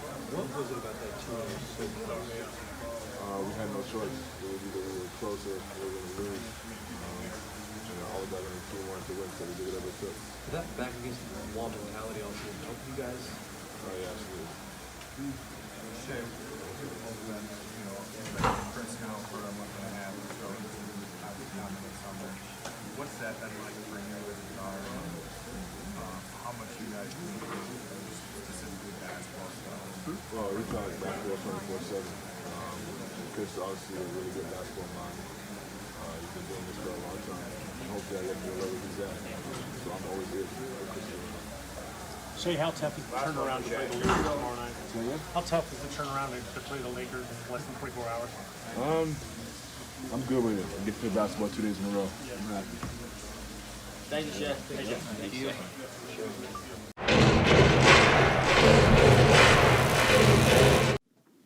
I'm changing my opinion. I think the challenge is good for the league after all. What made you change your mind? I don't know. Doc, great game for Montrezl Harrell. 28 points, 12 rebounds. Can you talk about his career night tonight? Yeah, it was just great. They were trapping Paul and Lou all over the floor. And so that was Trez rolling down the paint, and he took advantage of it. It was good. Tonight kind of just, the night when you can't get offense, the night to really have good to have Paul on your team. Yeah, and it's good to have a good defense. We've been so spotty offensively, I feel like. Our numbers say we are good offensively. I say we are not so far. We're up and down.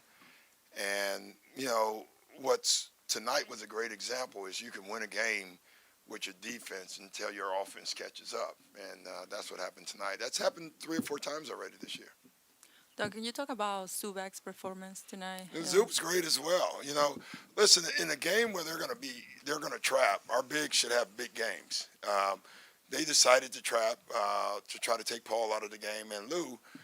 And, one of the things I thought we did pretty well, we trusted the bigs rolling down the middle, and we fed them. And so both Zoo and Trez, when you combine their numbers every game, it's amazing what we're getting out of that position.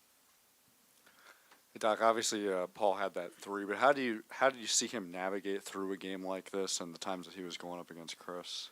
The one thing, and I said this before the first game, when you miss a lot of games, you're usually sloppy with the ball. You just are. He's shooting the ball at an amazing clip. He still was 50% tonight. But the turnovers tonight, he had a lot of them. He had some misassignments. All that stuff will get better for him as the season goes on. Doc, over to your left. Was there any hesitation on your part to call that last play for Paul? And this early in the season, when you're still building that relationship with him, how important do you think it is for you to call that play for him? Well, I just felt the play would get him open, and so with his size, I was looking at who can get a good shot off. And, with his size, they had a small on him. I really felt good in the timeout. I didn't know he was going to make the shot. But I did feel like we were going to get him a good shot, and the fact that he made it was great for him and great for us, down the road.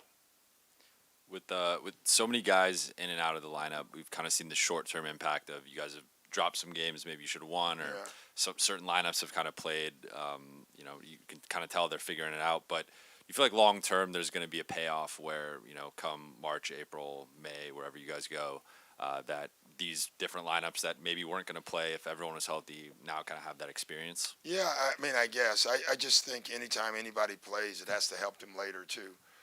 Terrence Mann is getting good minutes. Jerome's playing a little bit as well.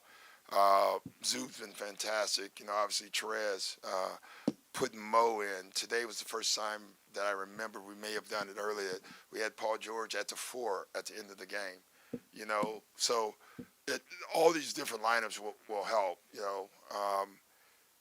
When everybody gets back, then you are literally doing another lineup when you think about it, and more different lineups. So the thing that I think we've done well here is we've built a versatile team. We can play many lineups, and that gives us a great advantage.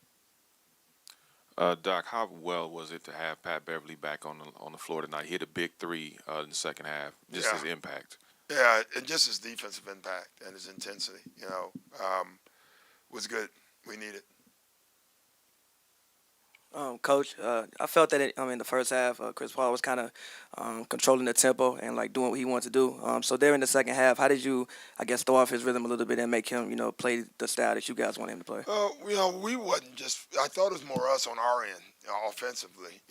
I thought their traps bothered us, got us out of rhythm, and that allowed them to control the tempo. But you're right, they had the tempo the entire first half.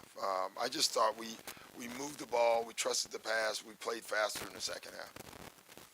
Doc, kind of along the lines of what you were saying before about rotations, this was a team that had to find an identity with Kawhi and no Paul for 7 or so games. There's going to be 4 or 5 games where they didn't have either, a couple with PG. How are you going to navigate having to be different depending on your roster every night? Do you view that as a problem kind of in the regular season? No, because I don't think it'll be a problem. I think we'll have most of our guys most nights. We're just going through it right now, I think we will not have someone every once in a while, but it won't be a lot. In my opinion, I don't think it will be. We're just going through it right now, and thank goodness we were able to squeeze out some wins there.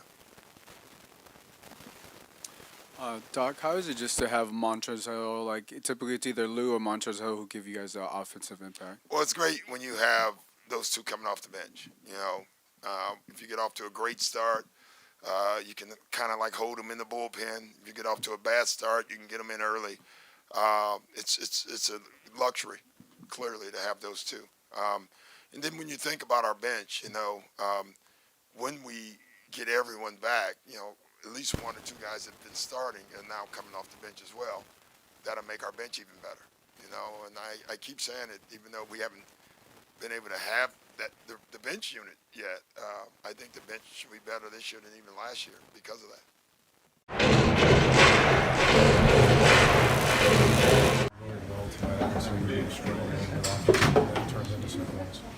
Yeah, it was a grind-out win. I thought OKC did a good job of slowing us down offensively, making us have to do other things in the game.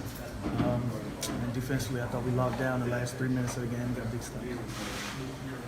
What's up with progress that you've seen in Shay's game from last season to this season? I think Shay's going to be a star. I'm just happy for him that he's finding his stride. You know, he's made so many jumps just over the summer, working on his game, working on his body. You can see the difference. How he's played, but he's grown. You know, he's grown, so I'm so happy. Crazy the work out where two former teammates turn out to have the ball in their hands with a chance to win it for them. Thoughts when you saw those two put up threes? Yeah, well, the last shot Gallo took, I cringed. I've seen that movie before. Wide open at the top of the key, that's his shot. Luckily for us, it rimmed out, but I cringed. I thought for sure it was a good goal. She can get one next time? Lou. We don't have any more. Yeah, it's, Doc can thank the basketball guys, and I'm just happy that they didn't win. Lou, Coach talked about that you guys having so many lineups off the bench. Has that affected the rotation anything with you guys? No, we're a deep basketball team. It's still early in the season. We hadn't really been able to have any consistency with the lineup, so it really doesn't matter at this point.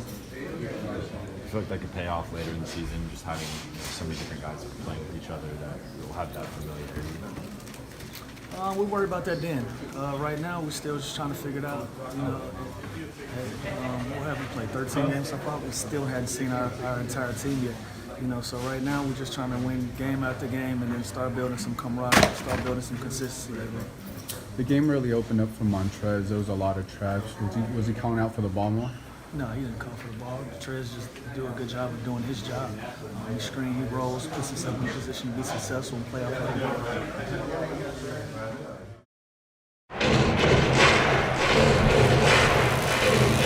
Particularly gratifying when you're able to get a close one.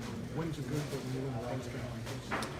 Yeah, it just shows that we're growing and we're being able to close our games and come down to the end and be able to put enough winning plays together just to win out a close game. Two of your ex-teammates had a chance to win it for them. They had good looks. Lou was saying he held his breath, especially when Danilo had that open shot. What were your thoughts on seeing those guys? The ball comes out into their hands at the end. Definitely tough, man. Like I said, Stephen Harris is a hard, offensive rebounder, and they was like a challenge play, and then they still had a chance to come out and get another shot up right there. It definitely was a tough coverage. When Gallo came off that pick, I was a little step late, and when he shot the ball, it's not one of his normal looks, and I look at he gets a lot, but for him to come out short and miss it was big for us. We got to rebound and close out the game. So Doc's saying, you guys are a versatile team, you win in different ways. Like how much does that help you guys just knowing that? It helps out a lot, man. Really, our defense definitely did a great job for us tonight in order to win the game. Offense was spotty all night, but we did a great job of making enough winning plays on the defense and on the court. And that's just what it comes down to, just putting enough stops together and make sure your defense doesn't take a lapse, even when your offense isn't going for it. How was it for you personally, stepping up when it was needed, when they were trying to slow down the offense? Just play the game the right way. Put my body on the line. I'm out there with a lot of great scores that draw a lot of attention, and I do a great job of getting those guys as open as possible. And I was just the one that actually reaped the reward from it. Simple as that. Because you obviously had 28 points, 27 minutes played, but you were all over the game. You also set the pick for Paul George and you set the screen. Did you know it was going to go in? Man, he's a professional sport, man. Like I said, I put my body on the line for these guys, and I'm out there with a lot of great scores. And if I could do anything I can to get these guys as open as possible, that's what I'm going to do. And Coach drew up a great play for us to get a three, even though we didn't really need one at that point in time. But it was a big time shot by Paul George because he's been in these moments plenty of times. And like I said, I did anything I can to be able to put my body in position to get him as open as possible. And he did the rest. There was a couple of times late in the fourth quarter when you got the ball, Steven Adams was on you. Your eyes seemed to get wide. My eyes didn't get wide, but I played the game. I felt like I had a step on him. I felt like I had a quicker step to be able to get around him, and I just played the game. You know, what he gave to me was open. It was my right hand. I took it, and I scored the ball. Is that some of the practice that you put in during the summertime? Brother, you've seen me play, man. You ask me these questions all the time, man. It ain't going to change, man. You've seen me play how many games now? Yes, sir. What was it like seeing Shea and Gallo? It was great, man. You know, those are great teammates, great guys to be on the team with, man. And you know, I wish them much success. And you know, Shea's been having a hell of a year this year and doing everything he can for the Thunder, the same as Gallo. You know, Gallo's one of those guys who don't really say much, but he's definitely going to make his mark on the game, man. So it's definitely great seeing those guys back here and wish them the best, man. Continue the rest of the year, really. The only thing that you could say that these guys do better than Scotty is score the basketball. And I don't even know if they mostly all score the basketball better. They just shoot more times. Yeah, they got way That's more fair. shots. That's fair. It's more That's this and fair. everything. They don't defend better. 22, They don't play make better. Like, I also think people underestimate. Okay, so for instance, like John Salley made a point where he said he thinks Scottie Pippen is more skilled than Michael Jordan. I disagree, but I understand how he came to the conclusion. I just mentioned LeBron James. The fact that y'all even arguing me about this is disrespectful. You're the same one that tell me LeBron. You tell me LeBron. What does LeBron have to do with That's what I'm saying. He's not. That's why he can't win without a devolved version of Michael Jordan. No, because my point is this with Scotty is like. I already think KD is all around a better player than Scottie Pippen. Now, except defensively. No, it's not even close. Stop. Not even close. You can't say defensively. No, he's not a better. No. Defensively, not even on any level. Like as much as Scotty was, he's not even. Scotty wasn't asked to go out and drop 30 every night. Neither was Kevin Durant to win the title. That's a lie. He was never asked to drop 30 to win the title. That's a lie. He averaged 30 in all them series. That's a lie. What do you mean? That's a lie. That's a lie. That's literally the reason why he left. He literally said, I left because I just got sick of running the system until the third and the fourth round when it don't work no more, and then it's like, KD, go to work. That's what you mean. What the fuck care what he said? What do you mean? He the one that had to go out there and drop the 30. What? He's disrespecting the team that he played on like he really need. Fuck them 30 points. Them 30 points to get him shit before. Don't you ever disrespect the backcourt of Golden State. We not disrespecting the backcourt. You act like he's some kind of dependable offense. You do. I love Steph Curry. Steph is my favorite player of all time. But let's be real. He needed that man to be LeBron. He already beat LeBron. Kevin Love and Kyrie Irving was sitting at home watching the game on television. All the rest of them. So it's just not LeBron, because they beat the shit out of LeBron as young players. They did beat. So stop acting like that. You know who could beat LeBron? You know who could beat LeBron? I'm glad you said that. Because he was young. He wasn't young. He older than all of these niggas. Don't try to act like he just man. KD my nigga, he gonna cuss me out. He was. KD my nigga, he might cuss me out. But let's stop with the bullshit. Kevin Durant wasn't no motherfucking 21 when he played them. He was 21. He was 21. He was. Look at the shit. He was in the league for 4 years. He was 21. Look it up. So you mean to tell me? So we talking about a young Steph Curry, a young Klay Thompson, and a young Draymond Green was big enough to beat LeBron James, a prime top 5 player. Don't forget about Harrison Barnes. Yeah, but you were also missing 2 starters. Glasses. You act like they wasn't missing 2 starters. I'm not saying that. I'm telling you. The Raptors, I give them their credit for winning the championship last year, but the Warriors are still missing 2 starters. 23. Exactly. Stop with all the bullshit. How many years in the league? It's not because he was young. 1, 2, 3, 4. It wasn't because he was young. All right, okay. Steph Curry didn't win in year 6. It ain't about how young you are. The way he played the game.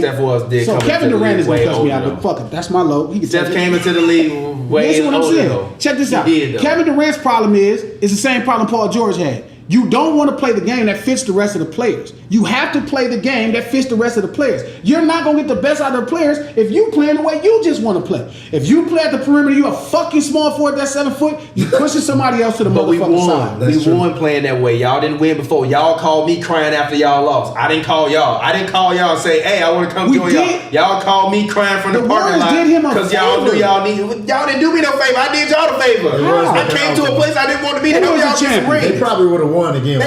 Who was the champion? Nah, I don't know about that. Champion? I don't know about that. Listen, let's be honest. Just like you talking about injuries, if we start talking about fake kickouts, let's talk about their center being injured. Let's stop with the injury shit. Everybody get fucking hurt. This ain't no excuse. They made the man a champion. The man is Tupac coming to death row. He made him a champion. It still was already Snoop Dogg. KD and Tupac coming to death row. He's KD coming to death row. Don't get it fucked up. He didn't make the label. It was death row already. It was already there. The Warriors were already there. The Warriors were already there. He put him over the top and made him untouchable. That's true. Now you can say the untouchable. Right. Death row. The untouchable Golden State Warriors. They was the Warriors with Snoop Dogg. Death row. They was the Warriors with Snoop Dogg. Steph Curry was Snoop Dogg. He came out, took over the league. The whole game changed because of him. Everybody shoot threes now. Everybody shoot threes. They do shoot threes. It's Snoop Dogg. He come in and took over the league. Disrespect to KD. That's no disrespect. I just called him Tupac, the greatest rapper of all time. I'm telling you, he didn't make Death Row. Exactly. He didn't have to make Death Row, but you call him Tupac, and so then who was Scottie Pippen then? That's what I'm saying. No, that's not literally what I'm calling. No, I'm just saying. You're telling me the man the greatest. You telling me the greatest? Who was Scottie then? I'm referencing a great talent. And I'm not asking you to literally name a name. I'm just saying, like, if you telling me he the greatest, then Scottie just one of these other guys. But this is another conversation about Tupac. I just think secretly you were a real heavy Bulls fan in the 90s. I hate the Bulls. I hate I'm a diehard Magic Johnson fan. But you admire all of them, though. I admire defense. He just saw Scotty strap up Magic. And it was like, yo, changed my life. I watched what he did to Jordan the first day. All that shit was out the door. This nigga finna get dogged. Oh, we finna beat the shit out